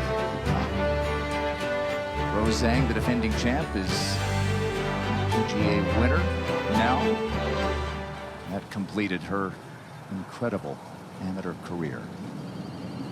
Last piece of the puzzle for her. Lexi, water off the tee at 16, scrambling for a par. Karen should need what? Maybe birdie eagle finish to have a chance. It depends on what Nelly does. Still mathematically possible, unless Nelly makes an eagle. Nelly Korda began the day 2 back, now up by 1 as she tees it up at the par 5 18th. A good time to be hitting the tee ball. No more rain. 260 to cover the bunker on the left. She's taking it down on the, just right of the Ford hospitality tent in the horizon. Sorry? Wow. Left or right? Hit the speed slot. We mentioned this a moment ago. Nelly trying to do something that hasn't been done since 1980. It's win 3 times or more before April 1st. The last American to do it was Joanne Carner. Kathy Whitworth did it in 1969. Then you're going back to the earliest days of the LPGA Tour. Trying to win her 3rd straight. How about the 7 weeks off in between? She hasn't had many starts. I think that's what is so on fire about this beginning to this 24 season for her. And off to a great start at the par 5 18th. Long and straight. A second shot to the par 5, up 1 in a moment.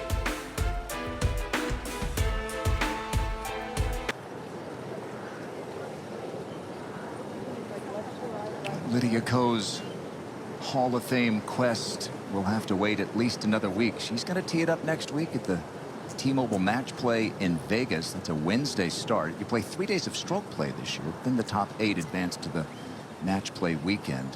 But what a year for Lydia.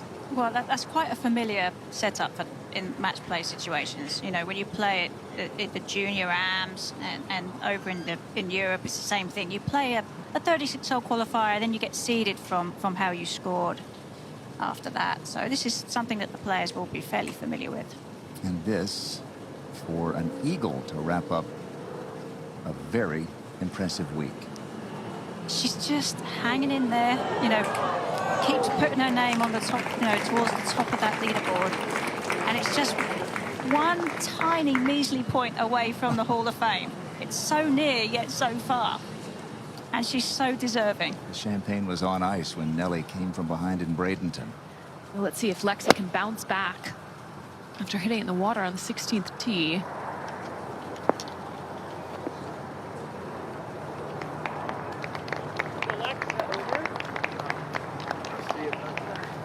Well, we've still got a couple of groups to come here at the 17th, and if any of them were to make a hole-in-one here at this island green, they would win not just a 2025 Explorer for themselves, but for one lucky attendee who had registered. So a chance to win 2 cars. You get a car and you get a car. That's a beauty. It sure is. And by the way, did we mention the weather's changed since we took that shot? Afa Munoz at the 18th. Began the week, Karen, with a 64 and maybe winning the Vegas on the weekend. What a good finish. It is. I mean, it's just tough conditions out there. Lots to, you know, lots to think about with regards how the ball's flying. And she had a hot putter, and we got a little glimpse of what she was doing for the first few rounds then. That's right. Exactly. Back in the fairway waiting, our leader, Nelly Korda. Chilly, 55 degrees, feels even cooler than that. She has won in some inclement weather, and Jason McDeed, by the way, is a very interested spectator. Nelly's caddy is watching his wife, Caroline Masson, up on the green with this putt to close out what has been a great week for her. This is just her second start back, Karen. It is, and there's a whole different feel for her now, playing golf as a mother, getting used to dropping their son off in daycare, and both of them coming out to play. It's good they're both on the same wave. Yes. Which makes a big difference. And I think that so far, Caroline is really appreciative of Smucker's daycare and finishing off strong. Second event back since having baby Benton last spring. That made Nelly Auntie Nelly, as she's known, and then big sister Jessica just had her son Grayson, so Nelly's Auntie Nelly twice. Boy mums. Lots of boy mums.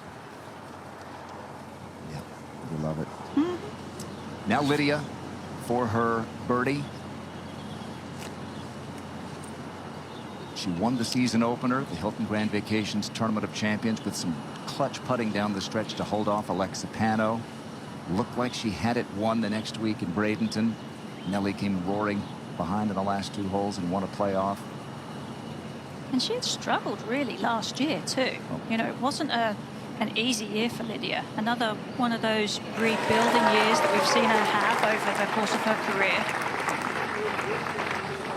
She won on the LET early in the season, February, but then really struggled, didn't play a whole lot. Got it together toward the end of the year, then won the Grant Thornton Invitational with Jason Day and talked about what that meant for her and her confidence. And Jason Day was effusive in his praise and admiration for Lydia. It has lifted her. Back in the fairway, Se Young Kim. 3 good drives out of this threesome. Se Young first. 179 yards to the front, 188 to the hole.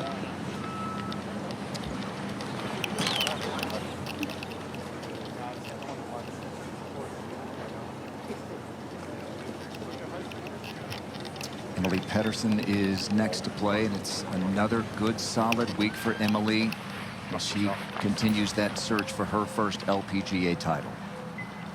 Certainly has the tools to do it. Ball a little bit below her feet. 175 to the front, 184 to the hole. Little breeze starting to pick up, hurting slightly. So with this cold breeze, going to play at least 10 yards longer.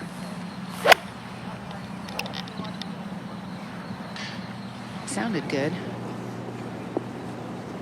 Oh yeah. No, I think it's controlled, though. Yeah. And now Nelly. If you're looking for a number, I think it's playing probably 83 left to right. Yeah, so actual number is 177. And they're calculating in at least 6 more. She's got the 5-iron in hand.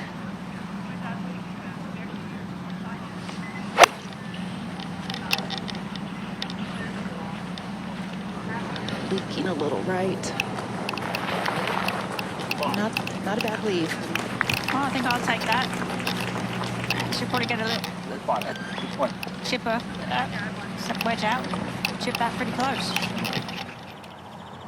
Just as likely to knock it in, as adept as she is. Well, it's been a bit of a mess at the 16th for Maya Stark. Had to pitch out after a errant tee shot, her third here. Nelly's getting close to putting a lot of the contenders out of it as we take you to 17. Lexi Thompson has this birdie putt from the back of the green, uphill, moving from her left to right. Ooh, and he tailed off the other way at the end. Well, Lexi Thompson 2 back from Nelly Korda, who is in control right now. Third shot upcoming on this par 5. Se Young Kim.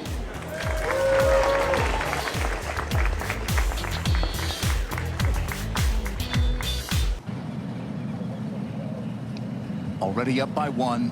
Third shot at the par 5, 18th for Nelly Korda.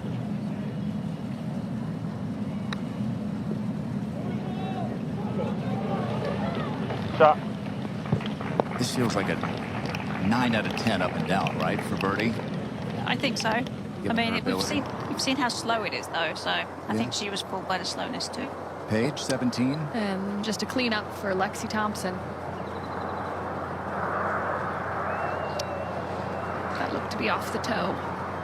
Seen a little bit of that this week. Just not quite center strike. And unfortunately, That's going to make it very difficult, if not impossible, to catch Nelly at this point. Well, and for Maya Stark, she really needs this at the 16th. Oh, no. So if Nelly makes, Karen, she'd be at 20, and players on the golf course, you've got Stark and Thompson, are going to fall back to 16 under. This is basically over. I think they all knew it too. Like, you know where everybody is. You know what you've got to do. All right, Nelly Korda for birdie to get to 20 under. And there's a big leaderboard to the left of this green. I'm sure that she looked at it, and definitely Jason has studied it. This is no more than 3 feet. Keep it inside right.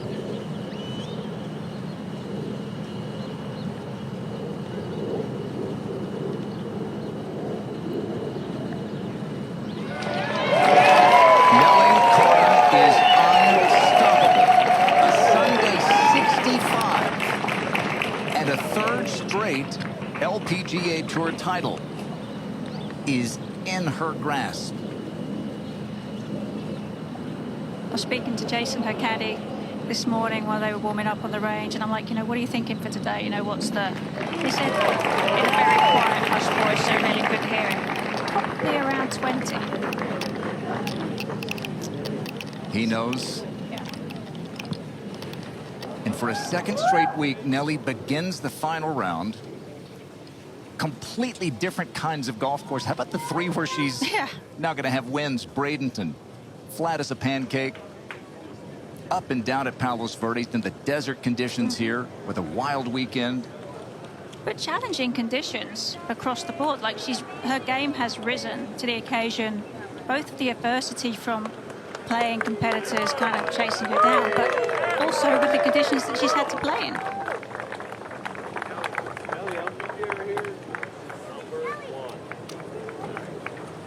Now she will wait and see. Jason McGee got to put that #1 in the world caddy bib back on this week after Nelly won to move back to the top spot in the Rolex rankings. And you go back to Bradenton. You were out there following Nelly in the final group. It was a wild Sunday. Nelly gave up a 4-shot lead early. Lydia Ko thought she'd hit this one in the water. It skirted around it, and watch how close it comes. That was a tap-in eagle for Lydia, who would par 18. She led Nelly suddenly by 3, but Nelly wasn't done. No, and the 3-wood that Nelly hit to get it to this point was quite spectacular. And then to go ahead and finish it off, knowing that Lydia has already posted her number. And then from a scrappy lie on the 18th. She said fly, because there's a little ridge there. You could count on one hand the number of birdies at 18 that day. She got the last of them. They thought it was in. No, went to a playoff. They both parred the first extra hole, and then Nelly saved the day. So technically she won from a lead, but she had to rally late. That kiss of the Drive On Championship trophy. Then you go last week after a 7-week break. She comes to Palos Verdes in Southern California. That eagle at the 14th put her in the lead, and then after a couple of bogeys at 17 and 18, the playoff with Ryan O'Toole, she buried the birdie on the first extra hole. And she said she just did Nelly things. Normal Nelly things. But to me, making that putt in the 18th hole, that's the real Nelly. And she took home the Fir Hills Sayri Pak Championship trophy. And now the math is most certainly in her favor with the stumbles from Lexi and from Maya Stark. Take a look at this. The last player to win 3 straight starts, Arya Jatanagarn in 2016. Over the last 16 years, it's only happened 3 times. Nelly has us all scouring the history books to try to put this incredible run into perspective.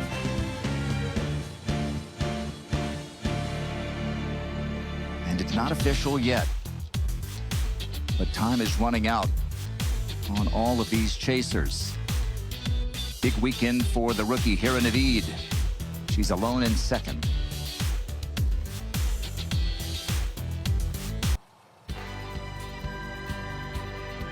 Today's coverage is brought to you by Ford, built Ford proud. And by Win Grips, the best grips in golf.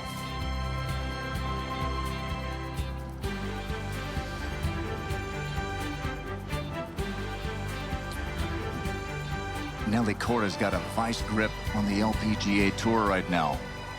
3 straight wins for her, barring something extraordinary coming down the stretch here from one of these last few players out on the golf course.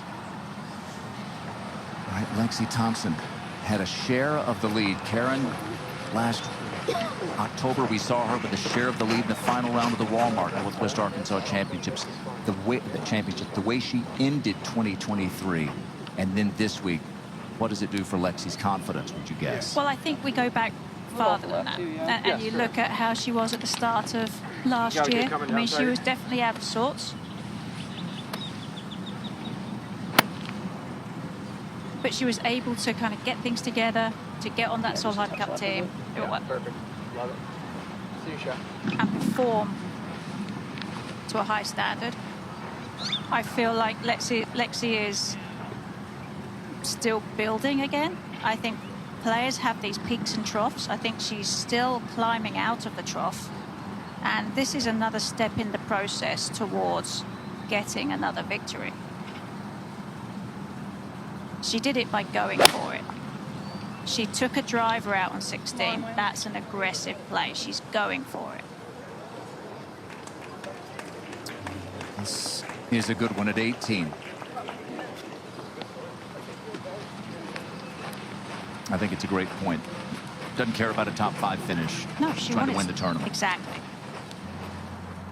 She went out swinging.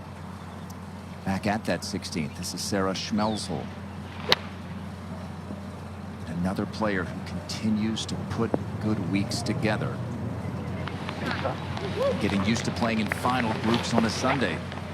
Second time this month she's done. And that's a big deal. Okay. Because at some point you realize you're the only one standing on the driving range on a Sunday. And everybody's already gone. And you're now chasing everybody else that is starting to post scores. Maya Stark now.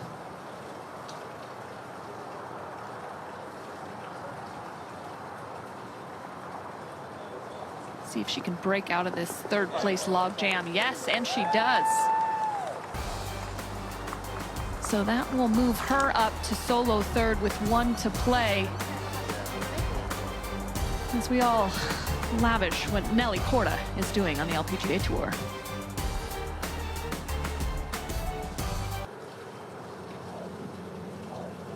At the 16th, Sarah Schmelzel for birdie.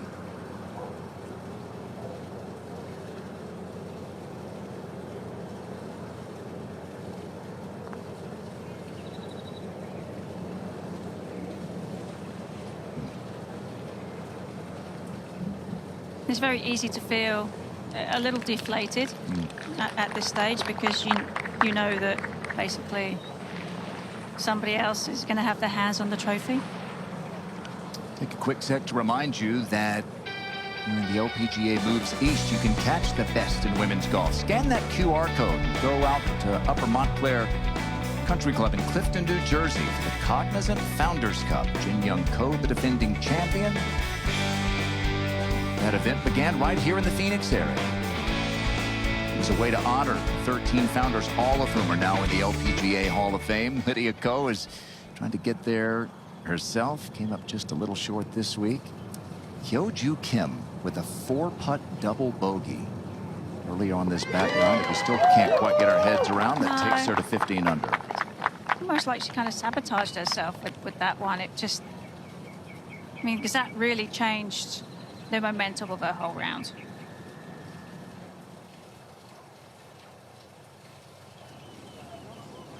All right, so that's how the leaderboard looks. Let's take you back to the 18th and Lexi Thompson.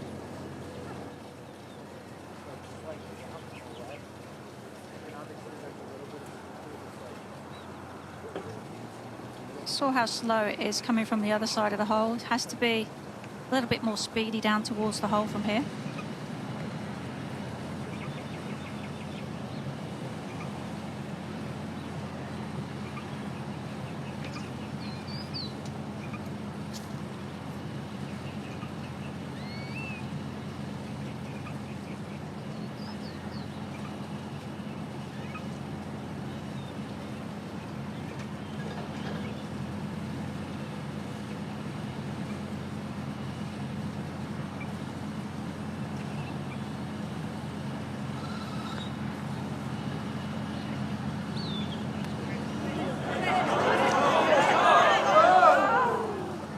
Such a tricky read, that one, because there's a little hump just to the left of where she was standing that you think has to send the ball to the right, but as the ball hits that lower plateau, it kind of definitely breaks away down to the left. Lydia had that exact same miss.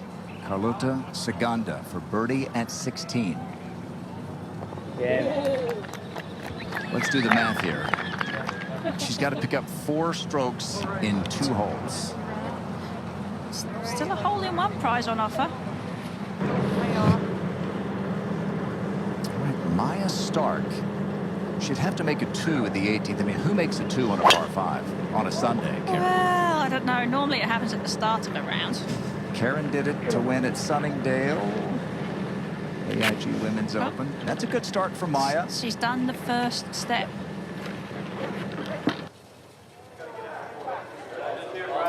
Nelly's waiting.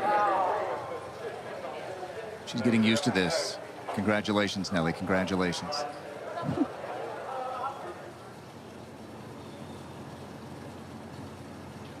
One winner every week.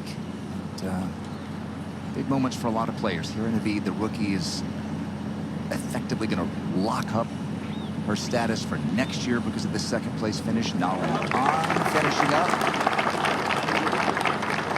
You never know how these putts in March could affect who goes to the CME Group Tour Championship in November.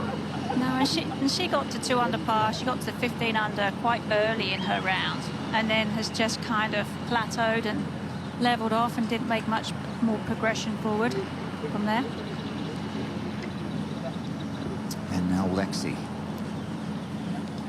Think about what it meant to her to have Stacey Lewis and those assistant captains, Morgan Kressel, Angela Stanford, Natalie Gulbis, believe in her, told her to play leading up to the Solheim. She'd play and take a week or 2 off. She played 3 straight weeks. She went to Spain in great form and played great. Well, and they really leaned on her too. As she came up big for their team. When everybody in our circles were like, oh, this is a risky move playing Lexi, but sure enough, Stacey, Morgan, and Angela knew exactly what they were doing. Lexi continued to play well all last fall, and a great week for Lexi here, despite the late disappointment. 17, Paige. It's got to be a 1 for Carlota.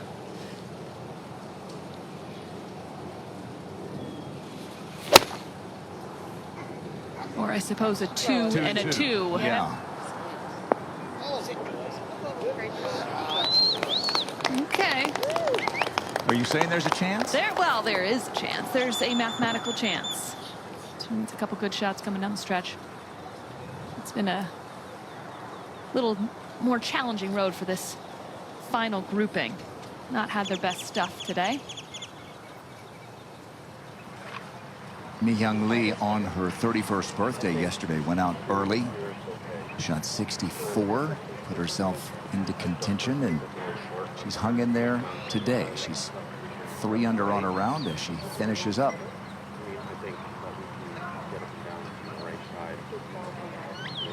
But I don't think 204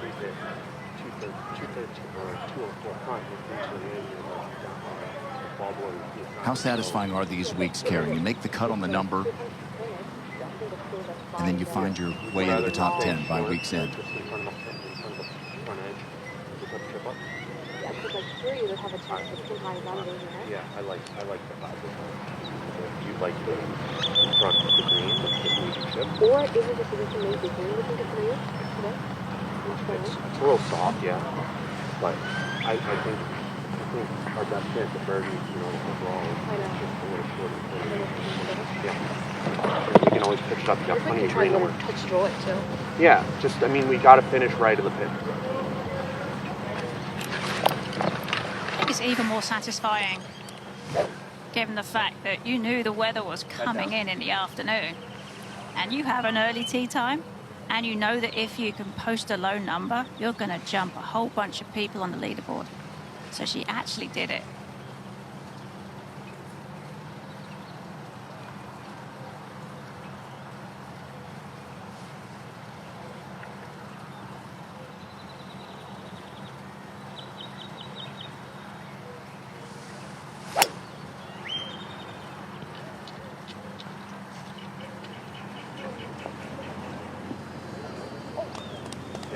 This is, watch this now. Just going to creep up, I think, onto that top tier. That'll be a putt to tie second. Yeah, go ahead and celebrate. It's her home in South Carolina. 2-time winner on the LPGA Tour. Yuka Sasso put herself into contention this week. Going to come up a bit short.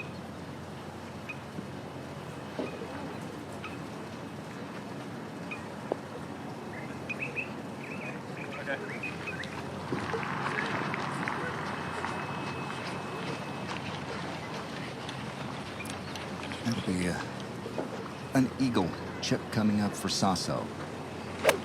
Just a couple of players left on the golf course, even with a mathematical chance to catch Nelly. And here's one of them. One last chance for Maya Stark at the 18th. Has to make it.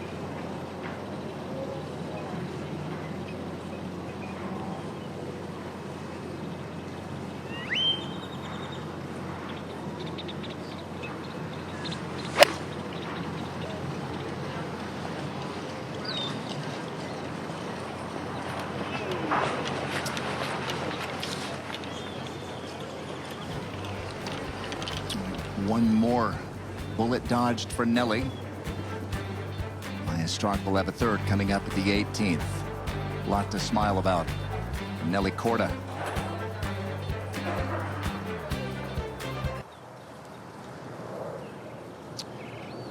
Big moment here in terms of points and cash for Maya Stark. She is one behind here in Naveed. This is her third at the 18th.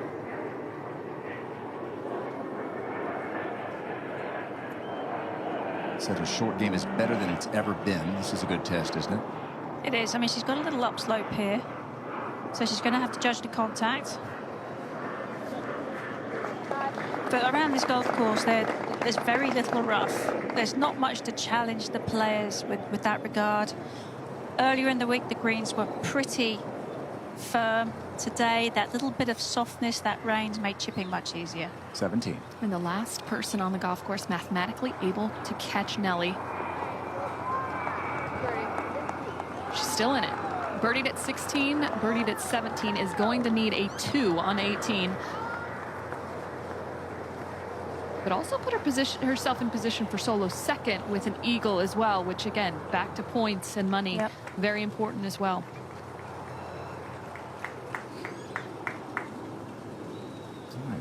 Eagle putt here for Mi-Young Lee. Just capping off, it's been an eventful and profitable birthday weekend for her in her 13th season on the LPGA Tour. A win in Scotland in 2017, a win in Japan in 2014. Lost her card, Karen, a couple of years ago, and when you begin the season buried on the priority list, it's hard to explain a little bit, but basically you got 120 or so players who can kind of control their schedule. If you're down there where she was, near 200, you're getting in wherever you can. You're hoping. She earned her way back. Yep, you're hoping to get in to have a chance. You're trying to go to Monday qualifiers, and by having a couple of good results, you can get reshuffled up, so you can then start to enter more events. but it is quite the journey.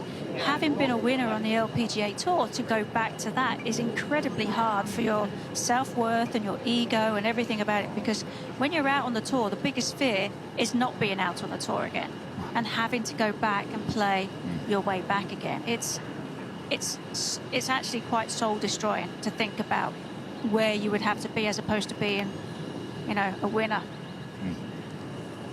All credit to her.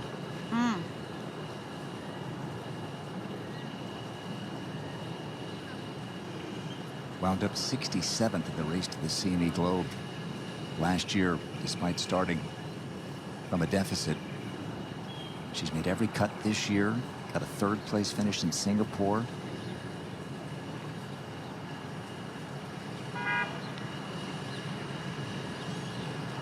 Let's see if she can get this read right.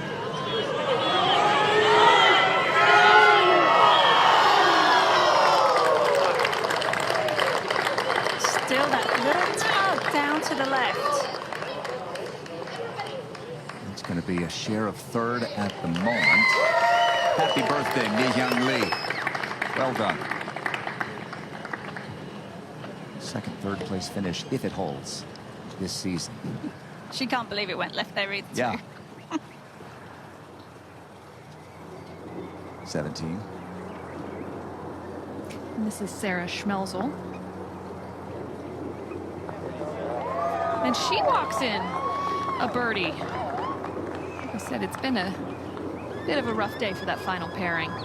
It really has.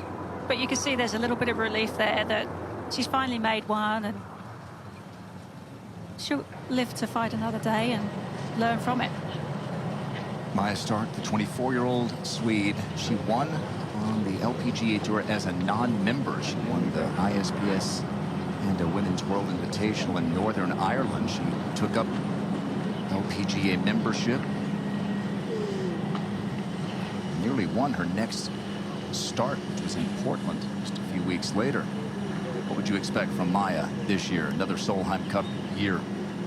I think so. I mean, I think she's one of those players that's exciting. She's great at match play. She's fun to watch.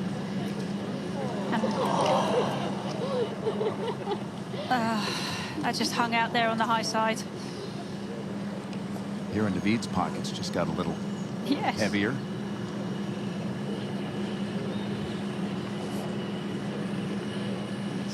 It's still not in yet. This 18th green is so deceptive when it comes to the reads. Yeah,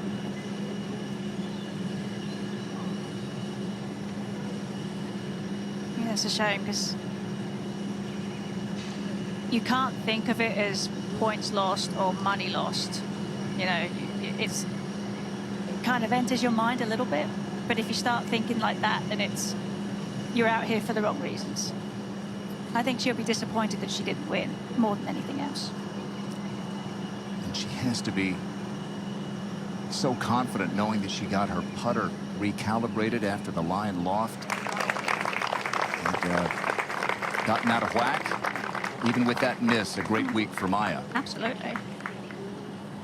I think she'll go and be getting that putter checked more often in future. Yes, that's the moral of the story, isn't it? For everybody watching, if you love your putter, take note of what the measurements are. Back on the tee at the 18th. Take a look at our top tracer technology presented by Progressive Insurance. Sarah Schmelzel. Really good. Grew up here in the Phoenix area, makes her home here. Nelly. There's Auntie Nelly. Little Benton there with Jason McDeed and Caroline Desson. Just one player left on the course who has a chance to catch her.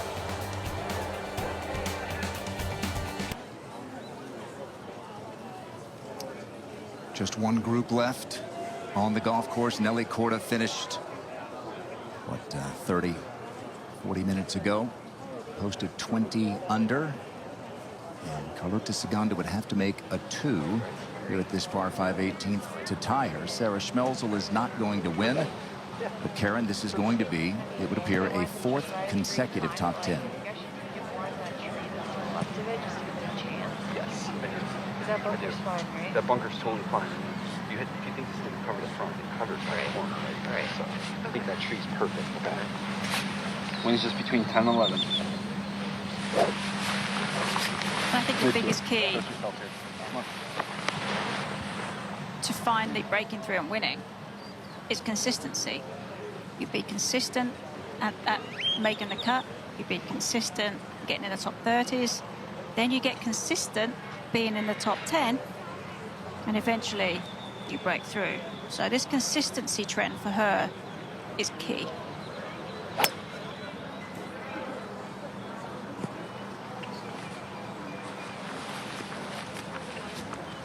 Will this sting a little bit with all the family and friends out watching? Yeah, I think it was definitely in the forefront of her mind winning here at home, and it's very hard to keep it out of your mind when you see so many family and friends around you, cheering for you, rooting for you to do well.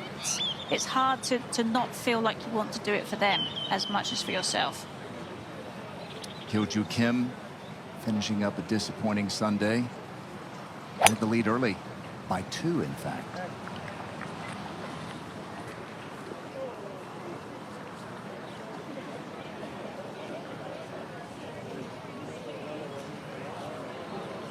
Undone by a 4-putt double bogey at 11. I think you really had to be so mentally tough today.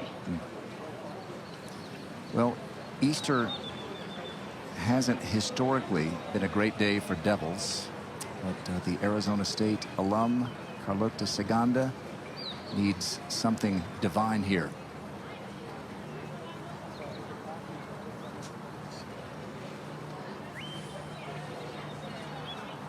She makes it, she'll tie Nelly. You got to make it.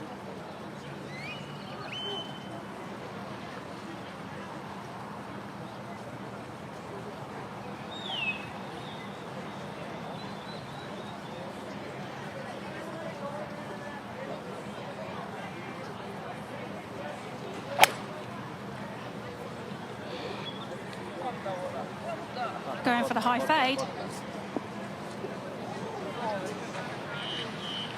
And that makes it official. Nelly Korda is a winner again.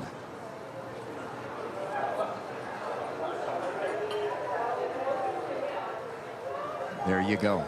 3 straight wins for Nelly Korda.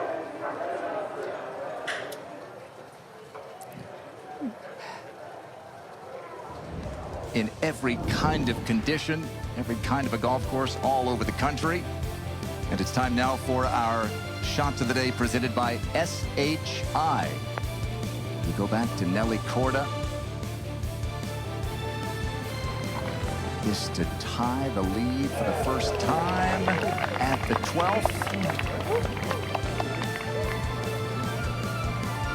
And then she would back it up with this approach at the 13th. You're going to see a trend in these highlights. These short irons that Nelly plays were just magnificent today. The distance control was absolutely spot on. And then laid back at the short 16th to a distance she liked, and then did this. Well, it totally played into her strength. How she was playing today. She was dialed in with her distance control.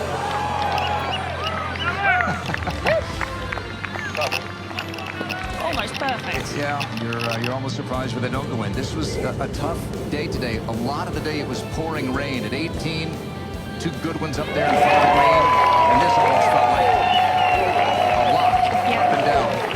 Nelly playing and winning feels like a lock increasingly. And those are our shots of the day presented by SHI.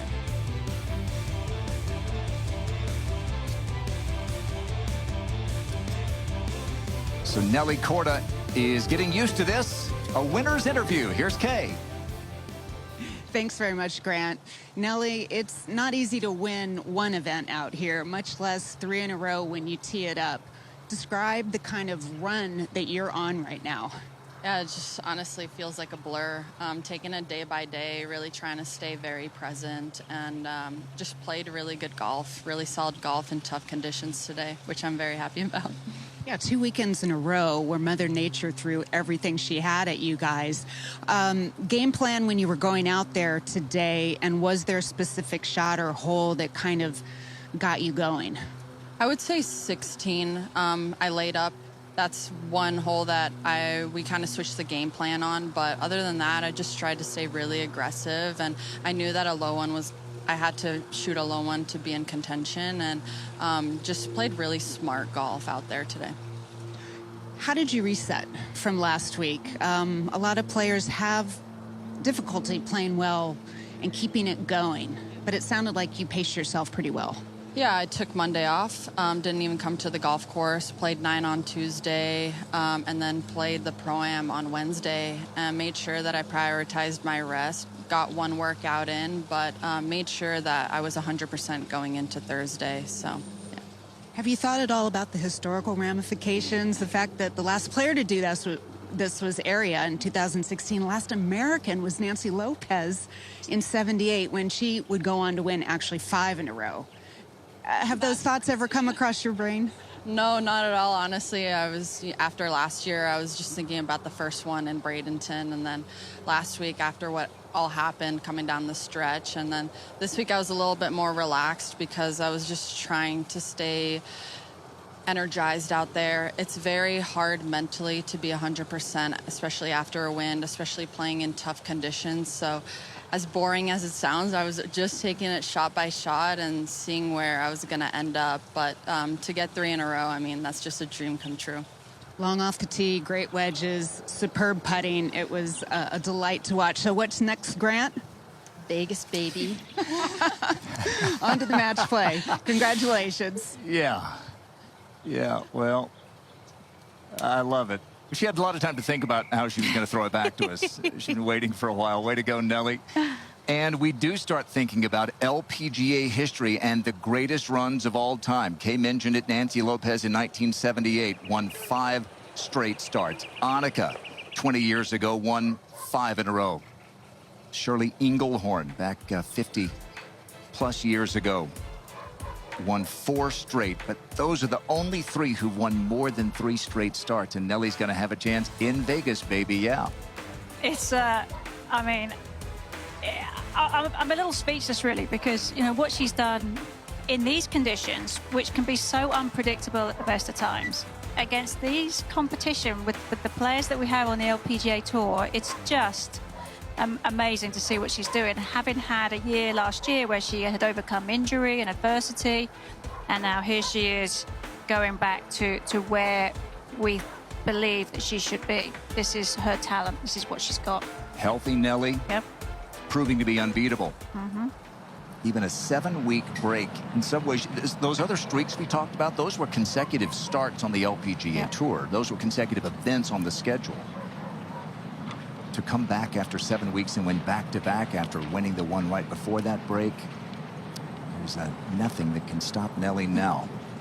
Hyo-Joo Kim mentioned that great start for her. She birdied 1 and 3, had a 2-shot lead, but now scrambling here at the 18th.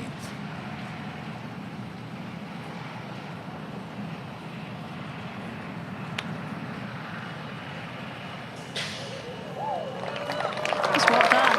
And we'll see Hyo-Joo on the top of leaderboards many more times this year. If you wanted to pick someone at a major championship, Hyo-Joo's never a bad choice. She is rarely getting into trouble. That 4-putt double, I think that's what blew our minds. It just, well, she never does it. No, never see it. She's the opposite. And it had to be a shock to her system too, because it's unheard of.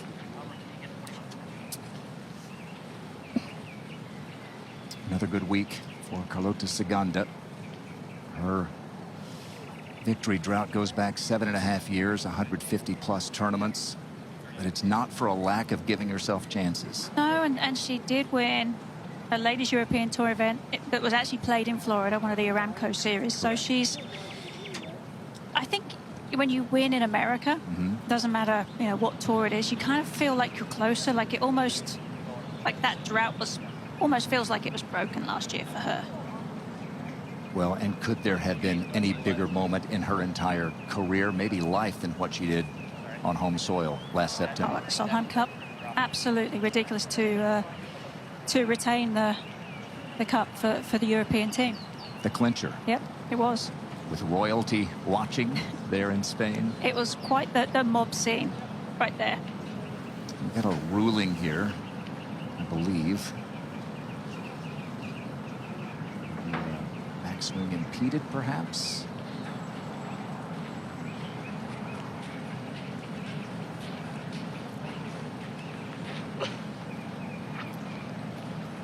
Putting the finishing touches on this inaugural Ford Championship. It's been a great week. First time that Ford has been a sponsor of this event. Brand new event, Seville Golf and Country Club, and they have quite a winner in Nelly Korda. Oh, they really do. And, you know, obviously she was in the forefront of our minds at the start of this week. The golf course really was suited for her. I mean, she could use her driver most places, go into these greens with some shorter shots. But we knew that she had to go low because the scoring was out there for everybody. And she really played hard those first few days. And then when the tougher conditions came in, the cream really did rise to the top. She was able to play quality shots. She adapted to whatever the conditions of Mother Nature threw at her, as well as what the other players were doing. And I think the confidence that she has got from having such close finishes, having to win in playoffs, the last two events that she's won, I think carries her a long way. As she said in her interview with Kay, she felt a lot calmer about it.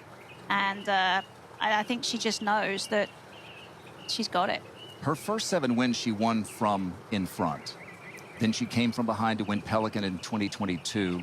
And technically she was in front at Bradenton this year. Yeah. But it felt like a comeback because she was 3 down with 2 to go. No question. Came from 2 back last week to win at Palos Verdes. Comes from 2 back today to win by 2 here in Gilbert, Arizona.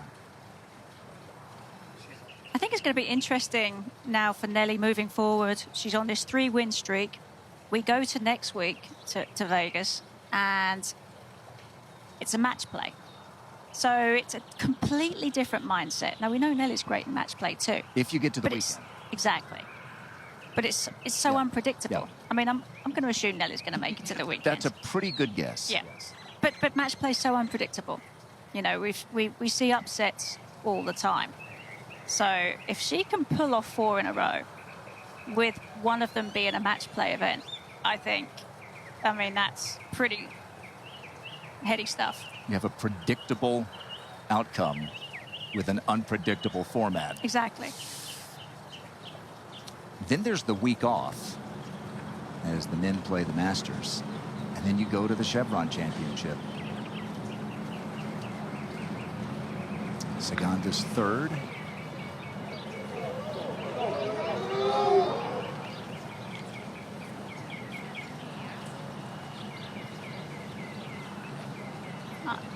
And I think the course in Houston kind of suits Nelly too. Well, she finished 3rd last year. Remember, she struggled in the weekend putting.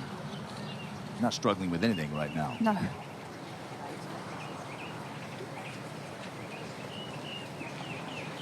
Even her penmanship is near perfect. She's had a lot of practice. Hang on to those.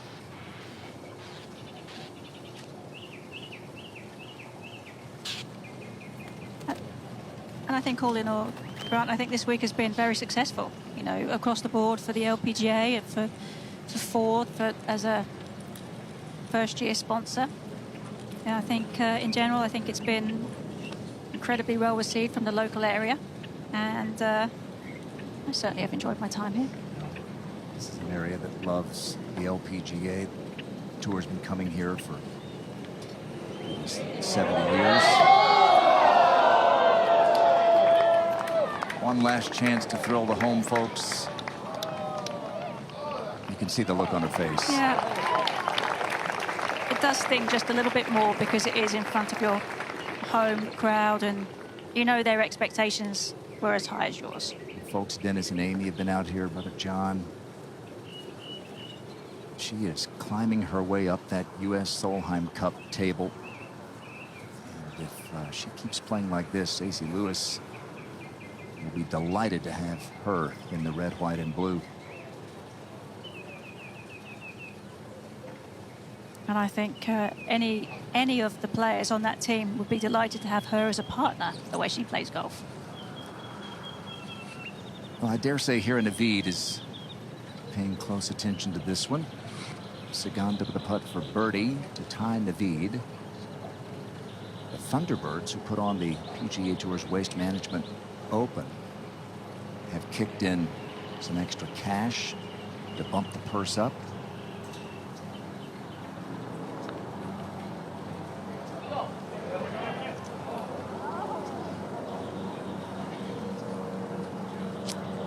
Closing par for Carlota. How about the weekend for the rookie here in Navid? Makes the cut on number, goes 65-66 for a solo second. Nelly's not the only winner this week. It's a game changer for her.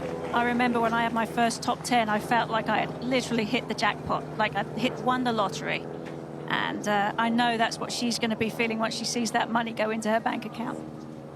Smart money's on Nelly every time she tees it up right now. And she pads her lead in the race to the CME Globe. And she is going to, in this very strong field, by winning, significantly add to her lead in the Rolex rankings as well.